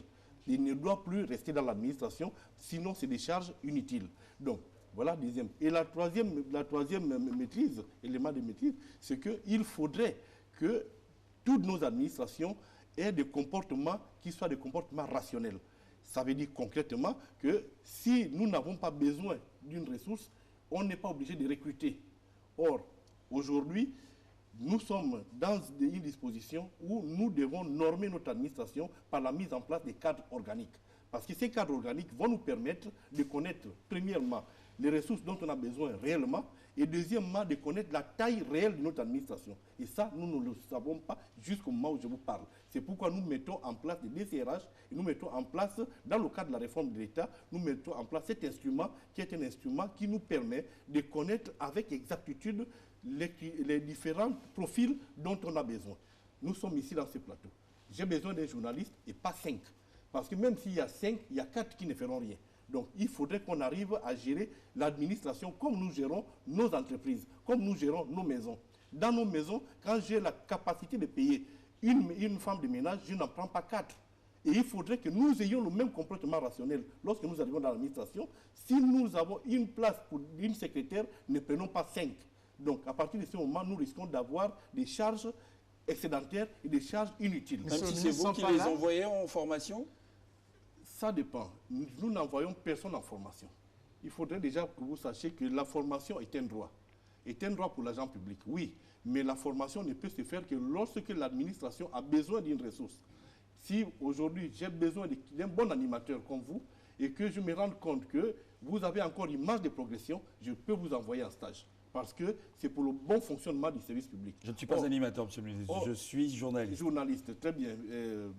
Excusez-moi. Je vous le concède. Merci beaucoup de me le concéder. Si j'ai un journaliste de catégorie A2 et que je me rende compte que ces journalistes peuvent accéder à la catégorie A1, mais pour cela, il doit passer par une école, je vous envoie en formation parce que lorsque vous reviendrez, vous aurez une valeur ajoutée pour la structure. Mais si vous n'avez aucune valeur ajoutée, ce n'est pas la peine de vous y envoyer. Monsieur le ministre, ces mesures ne sont-elles pas drastiques pour l'agent public? Mais on ne fait pas une omelette sans casser des œufs, cher ami. Vous ne pouvez pas vouloir quelque chose de son contraire. Lorsque nous mettons des mesures qui sont des mesures dures, vous dites qu'elles sont drastiques. Lorsque nous ne faisons rien, vous dites que nous sommes laxistes. Il faut savoir ce que nous voulons. Nous avons opté pour une administration performante. Il n'y a pas de performance sans douleur, mon cher ami. Quelqu'un nous disait qu'à vaincre sans plaisir, on triomphe sans gloire. Nous voulons triompher avec la manière. Et pour cette raison, nous voulons avoir des ressources humaines expertes et des ressources humaines qui fassent avancer l'administration. Et ça passe par plusieurs canaux, dont la formation. Monsieur le ministre, on parle donc de réforme, de rémunération des agents de l'État. Oui. Alors, je suis une femme de terrain, de par mon métier, souvent côtoie les Gabonais lambda. La réception d'une information atteint différents niveaux de compréhension fonction de l'auditeur. Alors, vous êtes ministre de la fonction publique. Qui est agent de l'État pour les questions de clarification? Qui est agent de l'État qui ne l'est pas? Bonne question. C'est Madame Minko. Tassiana Minko. Madame Tassiana Minko, qui est agent de l'État? La loi 1-2005, portant statut de la fonction publique, nous définit clairement qui est l'agent de l'État. Mais pour la petite histoire, je peux vous le rappeler. Est agent de l'État, le fonctionnaire, le magistrat, le militaire, le policier. Nous avons là des agents permanents de l'État. À côté des agents non permanents de l'État, nous avons aussi des agents non permanents, des contractuels. Et toute autre personne qui concourt au bon fonctionnement de l'État. Donc, à partir de ce moment, vous comprenez bien que tout ce qui ne rentre pas dans cette définition n'est pas agent de l'État. Mais il peut être agent public, attention. Il n'est pas agent de l'État, mais il peut être agent public. Parce qu'il concourt au fonctionnement du service public. Donc, dès cet instant, le nombre que vous avancez, est-ce le nombre de fonctionnaires?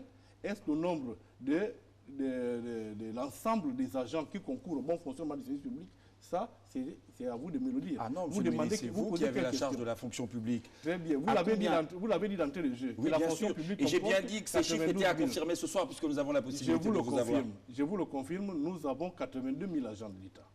Et nous avons 4 000 agents en pré-recrutement, ce qui nous donne un chiffre de 86 000 agents de l'État. Merci pour toutes ces informations, Monsieur le ministre. Je vous accorde 5 petites minutes pour la fin de cette deuxième partie, la deuxième partie de cette émission. Monsieur le ministre, on a beaucoup parlé justement de la révision du système de rémunération en gestation. Nos reporters sont allés découvrir la commission justement qui travaille déjà à ce sujet. Je vous propose de suivre ce reportage et nous nous retrouvons juste derrière pour la dernière partie de cette deuxième série de questions. L'équipe projet chargée de la révision des salaires des fonctionnaires s'attelle à élaborer et à mettre en place tous les éléments nécessaires à l'implémentation d'un nouveau système de rémunération des agents publics de l'État. Alors le chef de l'État a annoncé le 31 décembre une augmentation des salaires. C'est une instruction pour nous, mais il a aussi précisé que cette augmentation-là devait se faire dans la limite des contraintes budgétaires. Donc, le ministre du Budget et des Comptes publics a adressé à son collègue de la fonction publique les limites budgétaires dans lesquelles une augmentation des rémunérations des agents publics serait soutenable. Donc nous ferons l'effort de prévoir cette augmentation que le chef de l'État a annoncée, mais bien entendu dans les limites des contraintes budgétaires. En plus de la revalorisation, le nouveau système de rémunération permettra un redressement et une meilleure gestion de la masse salariale. Un audit de la masse salariale et du système de rémunération nous a permis l'année dernière de constater toutes les incohérences, toutes les scories qui affectent le régime de rémunération des agents publics de l'État. Donc cette réforme du système de rémunération est pour nous l'occasion de débarrasser le système de rémunération des agents de l'État de toutes ces scories. Donc nous nous efforçons de rendre le régime de rémunération des agents de l'État beaucoup plus cohérent, beaucoup plus logique. À la fin de ce premier trimestre de l'année 2015, l'ensemble des résolutions de ces travaux seront soumis à l'appréciation du chef de l'État et du gouvernement pour validation.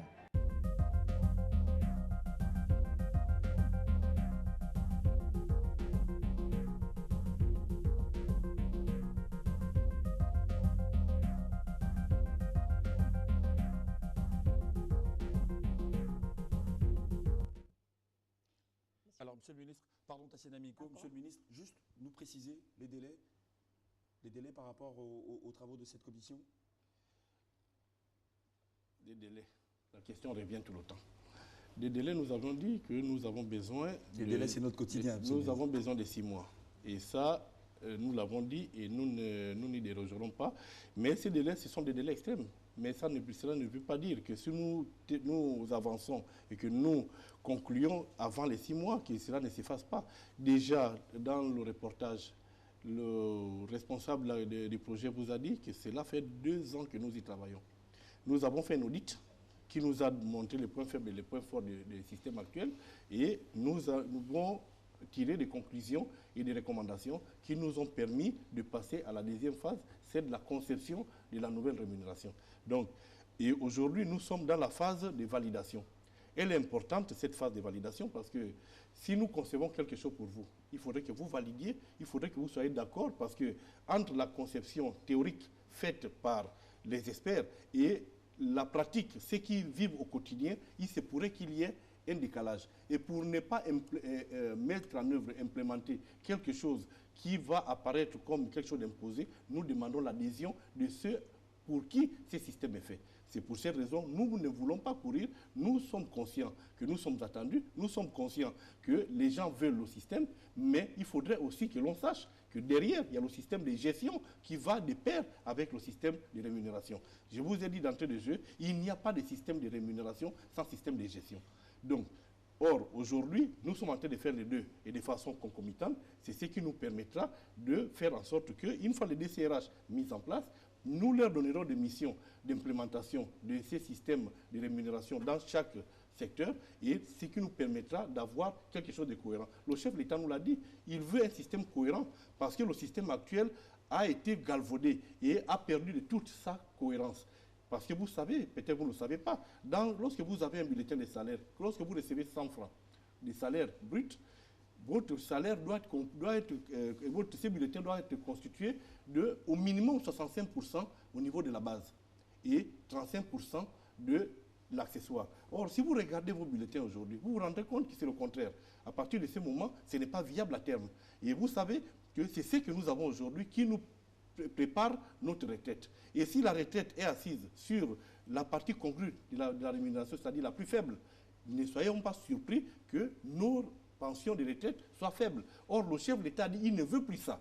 Il veut que lorsqu'on va à la retraite, que l'on puisse avoir une retraite qui permette à l'agent de l'État de vivre décemment. Monsieur le ministre, on parle de réforme salariale, toujours, bien sûr. Alors, on a d'une part la réforme salariale, de l'autre côté, en face, on a la crise pétrolière qui bat son plein. Alors, est-ce que les contraintes budgétaires actuelles, vous pensez, est-ce qu'elles peuvent favoriser l'équilibre d'une telle équation? Vous avez parlé d'équation. Or, toute équation, quelles que soient les conditions, il faudrait qu'on arrive à l'équilibre. Et l'équilibre ne peut pas être un équilibre durable si nous faisons asseoir notre système de rémunération sur des choses qui ne sont pas durables. C'est pour cette raison la rémunération doit être assise sur les recettes fiscales, qui sont des recettes hors pétrole. À partir de ce moment, il y a des critères de convergence d'ACEMAC qui voudraient que la masse salariale soit comprise, soit d'un niveau de 35% de recettes fiscales.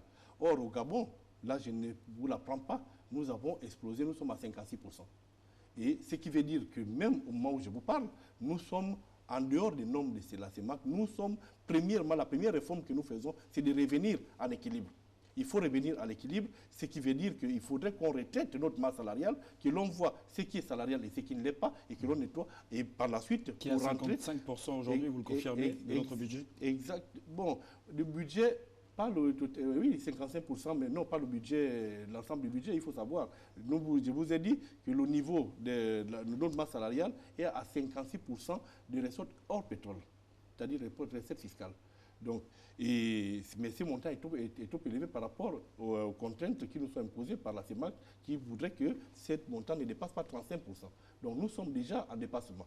Ce qui veut dire concrètement qu'il y a un travail à faire. Et ce travail, nous sommes attaqués et nous le faisons pour rentrer dans le cercle vertueux de la dépense. Donc nous êtes optimiste. Nous sommes, mais écoutez, si je ne suis pas optimiste, c'est que je suis un homme mort. Et or, je suis un homme vivant. Et tant que je serai vivant, je serai optimiste, madame. Et le défaitisme ne me connaît pas. Le défaitisme, c'est pour des gens qui n'ont pas d'horizon. Le chef d'État nous l'a dit, il faut un horizon et il faut une vision claire. Et il a la vision et nous avons la mise en œuvre de la vision. Et il n'y a deux personnes qui peuvent avoir la même vision. Il a eu la vision, nous devons mettre en œuvre cette vision. Et c'est pour cette raison que nous sommes optimistes, parce que nous avons un capitaine qui est aux commandes. Et les Gabonais vous attendent au pied du mur? Bien sûr, les Gabonais nous attendent, mais les problèmes des Gabonais ne peuvent être résolus que par les Gabonais. Et nous-mêmes, nous ne sommes pas étrangers, madame. Les Gabonais qui nous attendent, c'est peut-être nous-mêmes aussi. Parce qu'avant, vous savez, chez nous on dit que lorsque un musicien bat le tam-tam, il est le premier qui danse.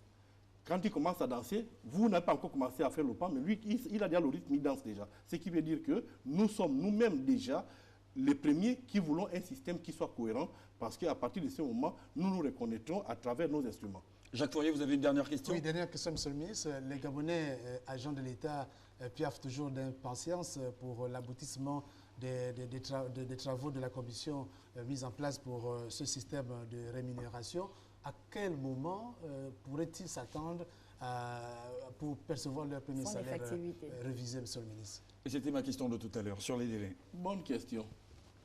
Les Gabonais piaffent d'impatience. Et parmi ces Gabonais, moi-même, je suis Gabonais. Mais je ne piaffe pas d'impatience. Parce qu'il s'agit là d'une œuvre humaine. Il s'agit là d'une œuvre intellectuellement difficile. Nous concevons quelque chose qui n'existe pas, qui n'a pas existé dans la forme actuelle. Nous sommes dans la conception. Et toute conception prend du temps. Et si nous nous précipitons, parce que là, il y a une grande confusion que j'attends souvent. Les gens confondent le système de rémunération et la grille de rémunération. Une grille ne fait pas un système. C'est comme nous disons, l'hirondelle n'est pas le printemps. Donc, un système, c'est un tout cohérent. Et le système, c'est un ensemble de choses qui s'imbriquent pour donner un résultat homogène et cohérent. Et dans le système, nous avons des grilles de rémunération. L'une des choses de nouveauté dans le nouveau système, jusqu'aujourd'hui, si vous suivez la chose de la fonction publique, nous avons une seule grille de rémunération pour l'ensemble des agents civils de l'État. Or, là, nous avons une nouveauté, c'est que nous passons d'une grille unique à plusieurs grilles. Ce qui veut dire concrètement, nous n'aurons plus une grille, la même grille qui va rémunérer l'enseignant, le militaire, le fonctionnaire lambda. Non. Désormais, en fonction des spécificités de certains secteurs, nous aurons des grilles particulières. Entre autres, aujourd'hui, nous aurons une grille qui rémunère les enseignants du supérieur, une grille qui rémunère des médecins et médecins spécialistes. Donc, vous comprenez que nous passons d'un principe des grilles uniques à plusieurs grilles. Or, rien que ces principes nous amènent à visiter la loi. Si vous prenez la loi 1/2005, prenez l'annexe, vous verrez qu'une des annexes de cette loi, c'est la grille qui est imposée dans la loi. Or, pour changer cet état des choses, il faudrait qu'on change la loi. Rien que ça, ça peut nous retarder. Donc ce n'est pas une question de moi, ni une question du gouvernement, c'est une question de loi. Or, la loi ne peut être changée que par une autre loi. C'est pourquoi nous disons, nous prenons toutes nos précautions, nous concevons ces changements de par les lois que nous devons changer, des décrets à changer. À partir de ce moment, nous les implémentons parce que les grilles, si c'est avec des grilles, nous en avons déjà. Mais il faudrait que l'arsenal juridique soit aussi révisé et soit mis à jour. Et c'est ça le système.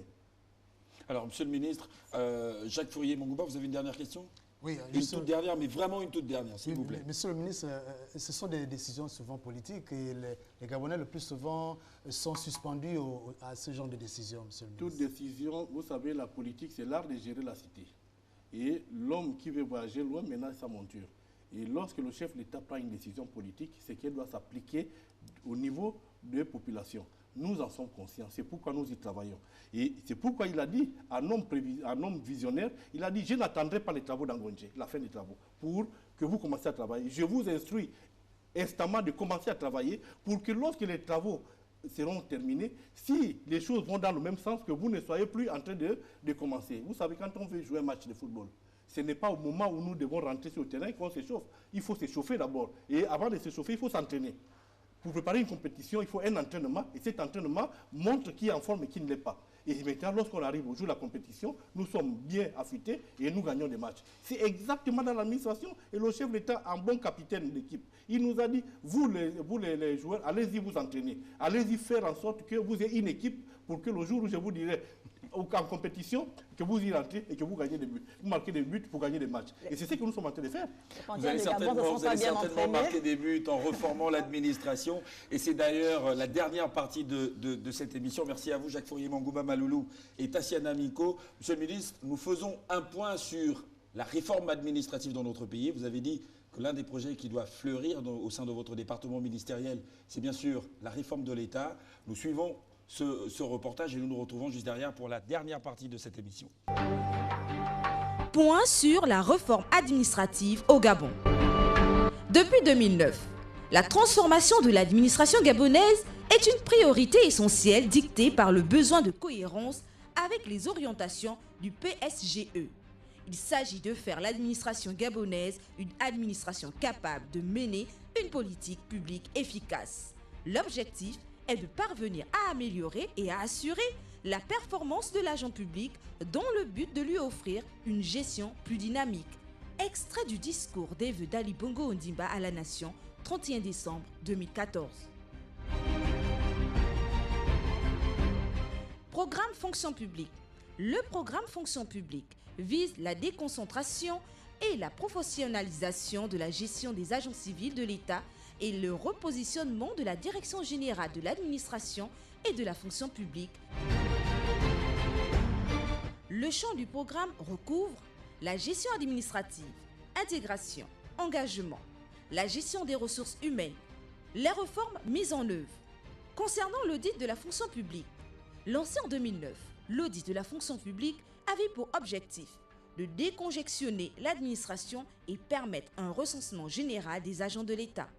En 2010, les résultats provisoires, 5683 agents environ en situation irrégulière sur un total de 110 960 agents publics.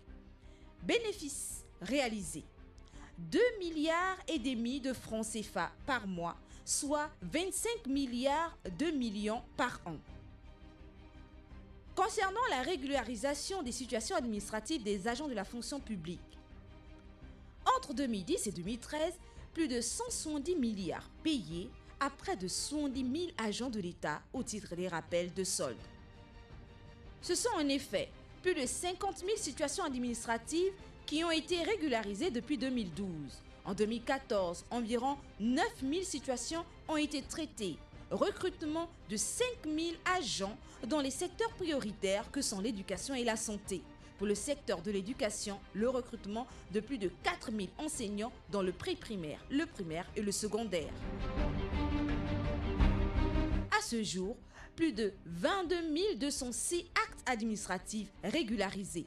Intégration, des avancements automatiques, de la titularisation, de la confirmation et du reclassement.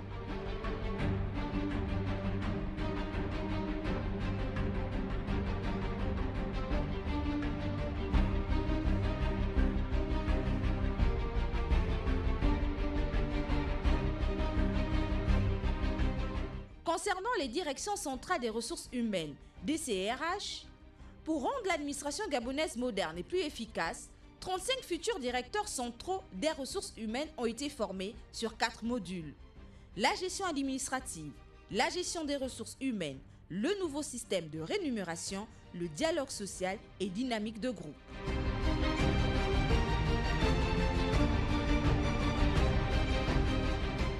Le programme de départ anticipé à la retraite va procurer à la fonction publique un nouveau souffle et permettre de recruter ensuite des agents de l'État dans les secteurs bien précis.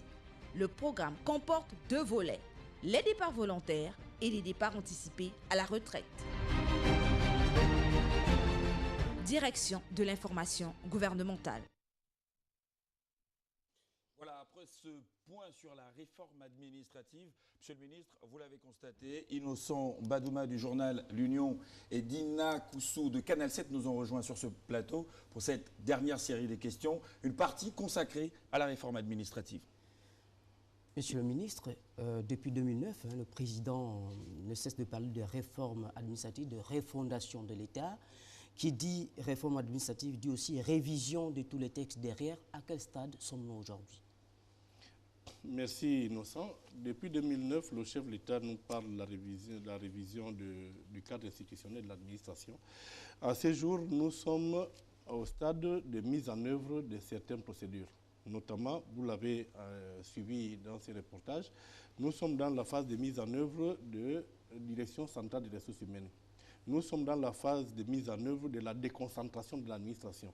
Cela veut dire que jusqu'à présent, nous avions une administration très concentrée qui fait en sorte que tout doit se passer au niveau de la fonction publique. Or, vous savez, quand on gère 10 agents, ça passe, mais lorsqu'on gère plus de 70 000 agents, ce n'est pas possible. Les textes sont-ils aujourd'hui opérationnels? Les textes sont opérationnels et je peux même vous surprendre que le décret qui crée la structure a été révisé et la dernière mouture nous est parvenue cet après-midi. Donc les textes sont prêts pour la mise en place de ces structures de déconcentration et nous allons le faire à partir de la semaine prochaine. Alors à partir de la semaine prochaine, on parle dans les couloirs de la révision du dispositif juridique au sein de votre département, la fonction publique. La population veut savoir concrètement, Monsieur le ministre, quelles seront les premières réformes du point de vue juridique qui seront mises en place afin de faciliter la tâche aux fonctionnaires. Ça dépend d'abord. Vraiment les priorités, en termes de priorités. Il y a 2 types de textes au niveau de la fonction. Il y a des textes globaux qui concernent l'ensemble de l'État et il y a des textes particuliers qui concernent certains corps. Donc là, nous avons affaire à 2 types de révision. La révision institutionnelle qui concerne la fonction publique ou lato sensu, et nous avons des textes qui concernent le ministère de la fonction publique, ça c'est stricto sensu. Mais quoi qu'il en soit, les textes sont disponibles aujourd'hui et les différents statuts sont disponibles et dans le cadre de la mise en place du nouveau système de rémunération et du nouveau système de la gestion de l'agent public, nous sommes obligés de réviser la plupart des textes générateurs de la rémunération. Donc, dès cet instant, vous conviendrez avec moi que si nous devons changer le mode de dévolution de la rémunération, il va de soi que tous les textes qui touchent à la rémunération, que ce soit des textes pour les agents civils, que ce soit des textes pour les magistrats, que ce soit des textes pour tout autre type d'agent de l'État, nous sommes obligés de les toucher. Et les commissions chargées de ce travail sont à pied d'œuvre. Quels sont les délais quand même? Des délais, je vous ai dit que des délais, nous donnons 6 mois. Nous nous donnons 6 mois parce que revoir un texte, ce n'est pas une mince affaire. Parce qu'un texte qui doit régir votre vie future, vos 10 prochaines années, si vous le faites avec légèreté aujourd'hui, ne soyez pas surpris qu'il soit inapplicable en l'état. C'est pour cette raison, oui, madame allez-y, nous sommes obligés de le faire avec célérité, mais avec beaucoup de prudence. Parce qu'un texte mal pris, soit il est inapplicable, soit il peut avoir des effets néfastes. Donc nous ne voulons pas cela, c'est pour cette raison nous travaillons en équipe et ces équipes sont des équipes constituées de différentes catégories d'agents de l'État et surtout de différents corps. Et pour vous qui voulez rendre le service public plus fluide, 6 mois ce n'est pas trop? 6 mois c'est même peu, je vais vous surprendre. Les réformes, il y a des États, moi j'ai un ami, je ne citerai pas le pays, qui m'a dit mais vous mettez la réforme au Gabon au bout d'1 an. Mais nous ça fait 8 ans que nous y sommes et on n'y est pas encore. Donc vous comprenez que la réforme, c'est un process, c'est toute une vie. Et il est important aussi de comprendre qu'on ne peut pas tout réformer au même moment. On ne peut pas tout réformer au même moment. Il y a des priorités. Non, il y a des priorités. Et la priorité, et dans votre ministère, aujourd'hui, quelle est la priorité? Non, la priorité, ce n'est pas mon ministère. Mon ministère gère les autres ministères, y compris vous. Justement. Donc, à partir de ce moment, vos priorités sont les miennes. Mais c'est à moi de savoir si vos priorités par rapport aux autres priorités, comment je vais les hiérarchiser. Mais il est une chose qu'on ne peut pas négocier. Lorsqu'on doit réviser un texte, il faut le réviser. Et c'est pourquoi nous sommes prudents. Parce que quand nous disons 6 mois, c'est que nous sommes obligés de travailler d'arrache-pied. Mes agents, non plus de samedi, non plus de dimanche, non plus de jours de fête. L'administration, c'est une continuité, monsieur le ministre. Non, madame. Vous avez eu on va dire des prédécesseurs qui ont fait le travail avant vous. Madame, et je ne comprends pas pourquoi vous dites que 6 mois, c'est... Heureusement que vous me dites que vous ne comprenez pas. Si vous aviez été là, vous aurez Expliquez-moi. Et je vous dirais que, vous savez, quand vous voulez avoir une bonne information, il faut aller à la source. Nous y sommes. Justement, et la source, à part moi, c'est aussi mon ministère. Il faut venir voir comment nous travaillons. Donc, il est important de dire que nous continuons le travail de nos prédécesseurs, c'est vrai. Mais n'oublions pas que chacun d'entre nous a sa méthode. N'oublions pas que chacun d'entre nous a sa touche et chacun d'entre nous a sa façon de travailler. Moi, je vous ai dit que nous sommes en pleine réforme. Et ces réformes touchent aussi bien l'institutionnel, touche l'agent, touche la structure. Je vous ai dit tout à l'heure que dans les DCRH que nous allons mettre en place, vous savez les missions que nous leur confions à ces jeunes dames et jeunes gens, nous leur demandons de mettre en place des cadres organiques. Les cadres organiques veut dire concrètement que nous avons des organigrammes, mais il faut savoir les mettre en adéquation avec la structure. C'est un travail qui prend beaucoup de temps. Parce que le cadre organique à lui-même ne suffit pas. Il faut mettre un système d'information. Ça veut dire qu'il faut mettre en place des logiciels. Parce que, non, je vous... Juste, monsieur le ministre, nous sommes pris par les délais. Combien de temps la population veut savoir? Pourquoi vous dites que nous sommes pris par les délais? Mais nous avons besoin de résultats. Vous êtes un gouvernement d'action, nous avons entendu dire. Mais ce gouvernement travaille. Vous avez besoin de résultats. Vous avez... Attendez, j'ai l'impression que vous n'avez pas suivi. Le document qui vient de passer, il vous dit depuis 2009, voilà ce qui a été fait. Ce qui veut dire que nous ne sommes pas restés inactifs. Ce gouvernement a fait des choses. Mais nous vous disons que nous avons pris la prudence de dire 6 mois que nous allons mettre en place, commencer à mettre en place des choses. Je vous ai dit dès la semaine prochaine, la première réforme commence à produire ses fruits. La mise en place des DCRH, dès la semaine prochaine. Ce qui veut dire que nous avons dit 6 mois. Mais avant les 6 mois, nous y sommes déjà. Donc nous sommes dans un intervalle. Cet intervalle de temps, ne me le déplacez pas, parce que si vous le déplacez, ça veut dire concrètement que vous ignorez la charge de travail qui est la mienne. Si moi je vous dis, madame, que cette émission, vous la préparez en 1 heure, vous pouvez le faire? Ça dépend. Ah non, vous ne le ferez pas, non, s'il vous plaît. C'est un travail sérieux. Non, sincèrement, c'est un travail sérieux. Nous voulons rester sérieux. C'est pourquoi on n'est pas là pour mentir aux Gabonais. Monsieur le ministre. Si je viens vous dire que dans une semaine, je le ferai, vous direz demain que c'est un menteur. Il est venu au plateau, il nous a dit dans une semaine. Or, c'est vous qui m'y avez poussé.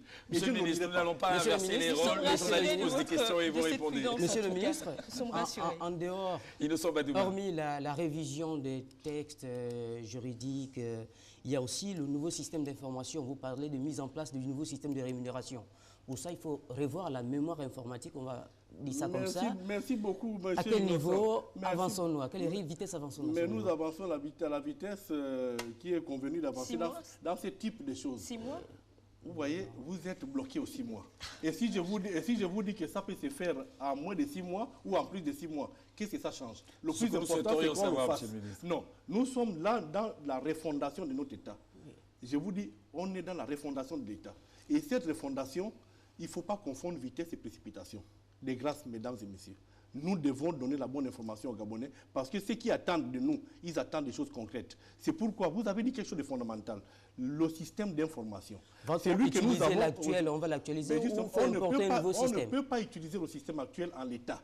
Même si on doit l'utiliser, il faut le faire évoluer. Il faut le faire évoluer parce que jusqu'à présent, on ne faisait pas la GRH. On faisait la gestion du personnel. Vos départements ministériels n'étaient pas liés au mien de par les process. Vous ne rendiez pas compte à mon département ministériel. Désormais, la DRH qui sera chez vous va rendre des comptes à mon directeur général de la fonction publique. Ce qui veut dire concrètement, nous aurons une data center qui aura toutes les informations, mais chaque département viendra puiser ce qui est de son département pour qu'il y ait une gestion directe. Mais ça, ces systèmes, nous sommes obligés de le construire. Nous sommes obligés de le mettre en place. Pourquoi? Parce que ce qui existe aujourd'hui, c'est un non-système.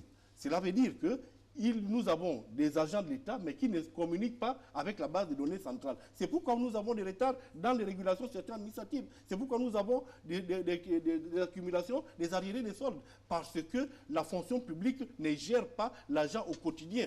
Nous gérons par à-coup. Donc nous voulons désormais gérer en ligne, en flux tendu. Et c'est ça le changement réel. Que va faire le ministère de la fonction publique? Décentraliser ou déconcentrer, sous-traiter l'élaboration ou la construction de nouveaux systèmes d'information? Nous avons une institution qui est chargée de ce travail. Il s'appelle la NINF. Agence nationale des infrastructures numériques et des fréquences. C'est leur travail et ce sont eux qui ont, quand vous recevez votre salaire chaque fin du mois, vous ne savez pas comment ça se passe, mais c'est la NINF qui a la charge de faire les calculs. Et c'est la NINF qui a la charge de conserver toutes nos données. Et c'est la NINF qui a aussi la charge de faire évoluer notre système d'information pour l'adapter à la nouvelle norme que nous voulons mettre en place aujourd'hui. Jean-Marie Ogandaga, on parle de la révision du dispositif et notre standard explose encore. Et là, j'ai une question du public. Alors, voilà ce que dit la question. Quelle utilisation fait-on aujourd'hui de la fiche bleue? La fiche bleue est une fiche de renseignement de l'agent. Cette utilisation que nous en faisons est une utilisation qui consiste à recueillir toutes les informations concernant l'agent public et c'est un document, c'est le document qui traduit le recrutement d'un agent. Mais cette utilisation reste la même. Cette utilisation, mais ce que nous allons faire désormais, ce qui va changer, c'est qu'au lieu d'archiver la fiche bleue en l'état, nous allons passer à la GED, la gestion électronique des documents. Ça veut dire concrètement que la fiche bleue, une fois toutes les conditions, toutes les mentions obligatoires recueillies, nous allons la scanner et elle va rentrer dans le document d'un agent qui pourra le consulter à distance à partir de la mise en place en ligne de notre site web. Est-ce que ça veut dire qu'elle ne sera plus marchandée? Est-ce que ça veut dire qu'elle ne sera plus marchandée? Elle est marchandée? Bien sûr, monsieur le ministre. Vous me l'apprenez? Mais écoutez, nous voyons au sein de la population, malheureusement, des nombreux citoyens qui se plaignent de la corruption, sinon de toutes ces mauvaises pratiques qui sont faites autour de... J'en reviens encore une fois. Pour qui il y a un corrompu, il faudrait un corrupteur. Vous êtes étonné, monsieur le ministre? Non, je ne suis pas étonné d'entendre cela. Je suis habitué. J'ai cru entendre que vous l'avez dit tout de suite. J'ai demandé, est-ce que les gens... Est-ce qu'il y a des... Non, quand je parle de corrupteurs, c'est qu'il y a des corrompus, c'est qu'il y a un corrupteur. Et le corrupteur, c'est peut-être vous. Et le corrompu, c'est mon agent. Parce que c'est très important. Je n'accepte pas ça. Parce que c'est que l'on dit dans la rue. Si un agent n'a pas reçu la fiche bleue pour son intégration, il ne peut pas la marchander. Et pour la petite histoire, vous voyez, ça, c'est des choses qui se disent dans la rue. Mais je ne vous le laisserai pas dire, madame. Mais nous sommes des porte-voix. Non, je vous dis sincèrement que la fiche bleue a un numéro. Non, la fiche bleue est immatriculée. Si je prends ce dommage, si je savais qu'il y aurait une telle question, je vous aurais monté une fiche bleue avec un numéro qui est invisible à l'œil nu. Si vous le vendez, dès l'instant où vous venez, vous êtes intégré dans la fonction publique, je vous donne la fiche bleue. Vous ne savez pas ce qu'il y a derrière. Vous allez la vendre. Mais lorsque la fiche bleue arrive, elle est invalidée. Voilà pourquoi les gens se plaignent en disant « J'avais ma fiche bleue, j'ai rempli, mais mon recrutement n'a pas abouti. » C'est justement parce qu'elle n'était pas la sienne. Parce qu'il y a une partie visible, il y a une partie invisible, et cette partie invisible, c'est nous qui voyons. Nous voyons ce que vous ne voyez pas. C'est pourquoi, si la fiche a été donnée à M. Innocent Mbadouma, et qu'elle se retrouve chez M. Tessamwanga, nous allons d'abord regarder le département, le code département, le code établissement et le code corps. Dès l'instant où nous ne le voyons pas, cette fiche passe à la trappe, à la moulinette, c'est-à-dire elle est invalidée purement et simplement. Et pour ne pas faire attendre la personne, nous lui disons que cette fiche est purement et simplement mauvaise. Et lui-même, il sait qu'il l'a achetée et elle ne lui a pas été donnée par l'administration. Donc, vous voyez... Et vous lui en procurez une autre, tout de suite? Nous n'en procurons pas parce que dès l'instant où... Non, si lui, il avait droit à cette fiche et que lui l'a vendue, alors c'est qu'il n'a pas besoin. Nous l'annulons. Nous l'annulons purement et simplement. Et ça, il faudrait que les choses soient dites clairement pour que ces pratiques cessent. Et entre ceux qui les font et entre ceux qui les impulsent. Parce que pour qu'il y ait corruption, je vous le rappelle, il y a un qui corrompt, l'autre qui est corrompu. Donc les deux sont passibles de la même peine. Et ce n'est pas Monsieur le ministre, le modérateur nous indiquait qu'il nous reste 10 minutes. On va essayer de survoler... un peu moins, s'il vous plaît. Un peu moins. Voilà. On va essayer de survoler donc, les 5 programmes que vous mettez en cours au niveau de votre département ministériel en ce qui concerne la réforme administrative. Tout à fait. Abordons premièrement le programme de départ volontaire à la retraite. Un bon programme. Programme de départ volontaire, vous savez, jusqu'à présent, l'agent de l'État, lorsque nous parlons de la modernisation de la gestion, lorsque le chef de l'État nous dit qu'il veut changer la gestion de l'agent public, parce que jusqu'à présent, c'est que vous ne savez pas, qu'il y avait une seule porte et un couloir, une porte d'entrée et une porte de sortie. La porte d'entrée, c'était le recrutement, la porte de sortie, c'était le décès ou la retraite. Il n'y avait pas une autre forme de sortie. Mais dans l'optique de dynamiser la gestion, le chef de l'État nous a dit qu'il faut changer cela. Vous ne pouvez pas avoir des agents que vous mettez dans un couloir, ils ne peuvent pas sortir, vous leur montez une seule porte de sortie, c'est lorsqu'il est révoqué ou bien lorsqu'il est mort. Donc désormais, permettez à l'agent, dans l'optique de la mise en place de la mobilité de l'agent public, il faut respecter les aspirations de chaque agent de l'État. Il ne veut plus rester dans l'administration, donnez-lui la possibilité de partir. D'où la mise en place de programmes de départ. Avec des mesures d'accompagnement? Évidemment. Lesquelles? Mais ce sont des indemnisations. Vous savez, l'administration n'est pas différente d'une entreprise. Elle n'est pas différente de l'entreprise. Monsieur le ministre, je rappelle quand même que ce programme existe depuis 2013. Hein. Il existe depuis 2013. C'est l'ancien Premier ministre Raymond Dantima qui l'avait lancé. Et moi-même, je suis... Où en est-on concrètement? Et le programme, la preuve, c'est que vous dites que le programme est chez moi. Il est là écrit. Il est chez moi et il va être mis en application, en exécution dès cette année-ci. Pourquoi? Parce que jusqu'à présent, s'il n'a pas été mis en application, c'est parce que tout simplement, nous avons manqué d'un moteur important. Ça s'appelle l'argent. Et ce programme n'est pas à taux zéro. Il coûte de l'argent. Et pour faire partir des gens, vous avez dit comment ils vont partir. Ils partent avec des émoluments. Et ces émoluments sont calculés et il faut les rémunérer, il faut les payer à la sortie. Il faudrait justement qu'ils soient attractifs. Parce que, écoutez, nous sommes dans un environnement où je ne peux faire quelque chose que si je gagne. Si je ne gagne pas, je ne le fais pas. Donc, dès cet instant, il faudrait que ce programme soit attractif et nous faisons tout pour le rendre attractif. Et vous savez, aujourd'hui, le chef de l'État a fait mieux. Il nous a mis, jusqu'à hier, nous avons des difficultés de l'appliquer. Pourquoi? Parce que le Gabonais qui sort de l'administration, il fallait lui donner une possibilité de se réinsérer. Mais aujourd'hui, le chef de l'État nous a donné des outils formidables. Le premier outil, c'est le programme GREN. Tout agent qui sortira, il peut intégrer ce programme, tout en sachant qu'il sort avec un petit pactole. Et avec ces pactoles, il peut s'insérer dans un programme, soit dans le programme des AGR, des activités génératives de revenus, et il peut s'y insérer parce que là, il y a des débouchés. Et le chef de l'État vous a dit que le programme GREN, il n'est pas mis, on ne va pas jeter les gens en pâture. Il y aura un accompagnement, il y aura un coaching, il y aura même une possibilité que le chef de l'État nous a donné et qui est unique, c'est que si vous mettez dans le programme GREN, à imaginer que vous mettez dans la production des poules pondeuses ou bien des œufs, si vous n'avez pas de preneurs, nous, l'État, on vous les reprend. On achète et on replace au niveau du marché. C'est très important, ce dispositif, ce qui veut dire que tout celui qui va produire dans le programme GREN, il est sûr de vendre son produit. Donc, nous avons les AGR, nous avons le programme GREN. Aujourd'hui, ceux qui voudront partir, ils ne partiront pas les mains vides et ils ne vont pas dans le vide non plus. Ils vont partir avec quelque chose et ils vont être coachés par des équipes qui seront mises en place et il va s'insérer dans un autre monde où il sera peut-être plus productif et il va mieux s'épanouir parce qu'il est maintenant son propre patron et il est sûr et certain que sa production va être rachetée par l'État Qui va s'en charger? Monsieur le ministre, vous demandez déjà bien ces deux programmes, GREN et AGR. Nous attendons toujours le ministre de l'économie. Je vous accorde 2 dernières questions, s'il vous plaît. Justement, monsieur le ministre, il y a un autre programme en cours au sein de votre ministère qui nous intéresse particulièrement. Oui. C'est celui en rapport avec la mise à niveau des équipements et bâtiments administratifs.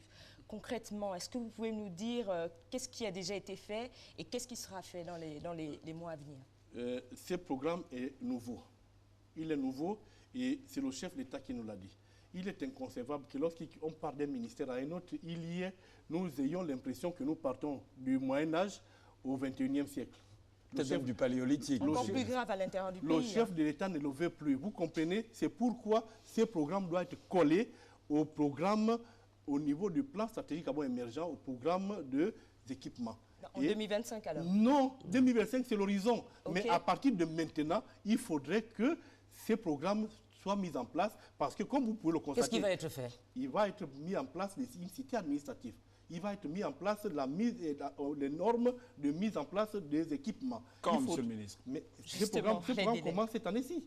Il commence cette année-ci par des études d'impact et de faisabilité parce que jusqu'à présent, on n'a jamais fait ces études. Il est temps que nous ayons une administration qui soit homogène. Nous parlons d'homogénéité. Vous ne pouvez pas être ici. Dès que je sors de cet endroit, je n'ai plus le Wi-Fi, je n'ai plus l'outil informatique. Il faudrait que nous mettions à niveau l'ensemble de nos administrations et par des équipements qui soient des équipements qui se parlent.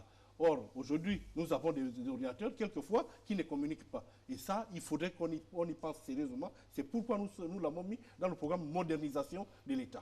Innocent Dina, une dernière question, la toute dernière. On parle au sein de votre département ministériel des dictionnaires des textes générateurs d'actes administratifs, des dictionnaires de compétences et des répertoires des métiers. Qu'est-ce que cela veut dire? C'est important. Aujourd'hui, nous fonctionnons en matière de répertoire de métiers avec le répertoire d'il y a 25 ans. Ce qui veut dire que les nouveaux métiers tels que le chef d'État nous a dit, il faut faire rentrer de nouveaux métiers, il faut donner de nouveaux sang dans la fonction publique. Faire un toilettage. Il faut le toilettage et même un complément. Il faudrait qu'on mette à jour ces dictionnaires des emplois et des compétences pour que nous créions de nouveaux corps. Aujourd'hui, par exemple, si vous êtes ingénieur en électronique, vous ne trouvez pas un corps équivalent dans la fonction publique. Quand bien même la fonction publique vous emploie. Ce qui veut dire qu'il faudrait qu'on mette en place ces dictionnaires, il faudrait qu'on mette en place ces différents métiers pour que nous puissions renouveler notre fonction publique et que nous puissions l'adapter aux exigences du XXIe siècle. Sinon, nous restons au XXe siècle. Et ce n'est pas du tout ce que le chef d'État attend d'un Gabon émergent. Innocent Badouma, Dina Koussou, je vous en prie, j'avais pris votre dernière question. Nous avons un impératif de temps. Monsieur le ministre, en termes de conclusion, comment voyez-vous l'administration gabonaise dans 1 an, dans 2 ans, dans 3 ans, à court, moyen et long terme? À court terme, je la vois en pleine effervescence, comme c'est le cas en ce moment. À moyen terme, je la vois en phase de stabilisation et à long terme, je la vois une administration performante. Donc, le service public ne sera plus un problème, ce sera une solution, vous pensez? Le service public n'est pas condamné à être un problème. Le service public doit et est une solution. Et pour cause, je ne connais pas une seule administration, une seule entreprise qui emploie plus de 90 000 agents. C'est le service public qui les emploie. Et n'oubliez pas que je ne connais pas un seul établissement, une seule entreprise qui a autant d'intellectuels, autant de docteurs, autant d'agrégés. C'est dans l'administration les trouve. C'est pour cette raison, fort de ces constats, que nous voulons que cette administration devienne le fer de lance de l'émergence. Parce qu'il n'y a pas de pays fort sans administration forte. Et le chef d'État l'a compris. C'est pourquoi il nous a instruit de mettre en place un nouveau système de gestion de l'argent public pour rendre cette administration attrayante et performante. Le nouveau système de rémunération, on en a beaucoup parlé dans cette émission et ce sera votre mot de fin, un message à l'endroit des centrales syndicales, à l'endroit de tous les agents de l'État. Je ne parle pas qu'aux centrales syndicales, je parle à l'agent de l'État. Parce que l'agent de l'État doit comprendre que le nouveau système de rémunération, c'est pour lui et c'est pour moi. Le nouveau système de rémunération doit intégrer tous les désidératas de l'agent public et doit intégrer toutes les évolutions de notre administration. Ça fait 25 ans qu'il n'a pas changé et il faut prendre un peu de temps pour l'adapter aux contraintes de l'heure et faire en sorte que ces systèmes ne se cassent pas la figure au bout d'un an. Un bon système, c'est un système qui tient debout pendant au moins 10 ans. Et ça, nous nous y attelons et c'est pourquoi nous ne confondons pas vitesse et précipitation. Ce système est en marche et ce système est en train de se mettre en place et ce système va rémunérer l'argent de l'État dans très bientôt. C'est pour cette raison, je reste convaincu d'une chose. Ceux qui ont des doutes, qui viennent nous retrouver.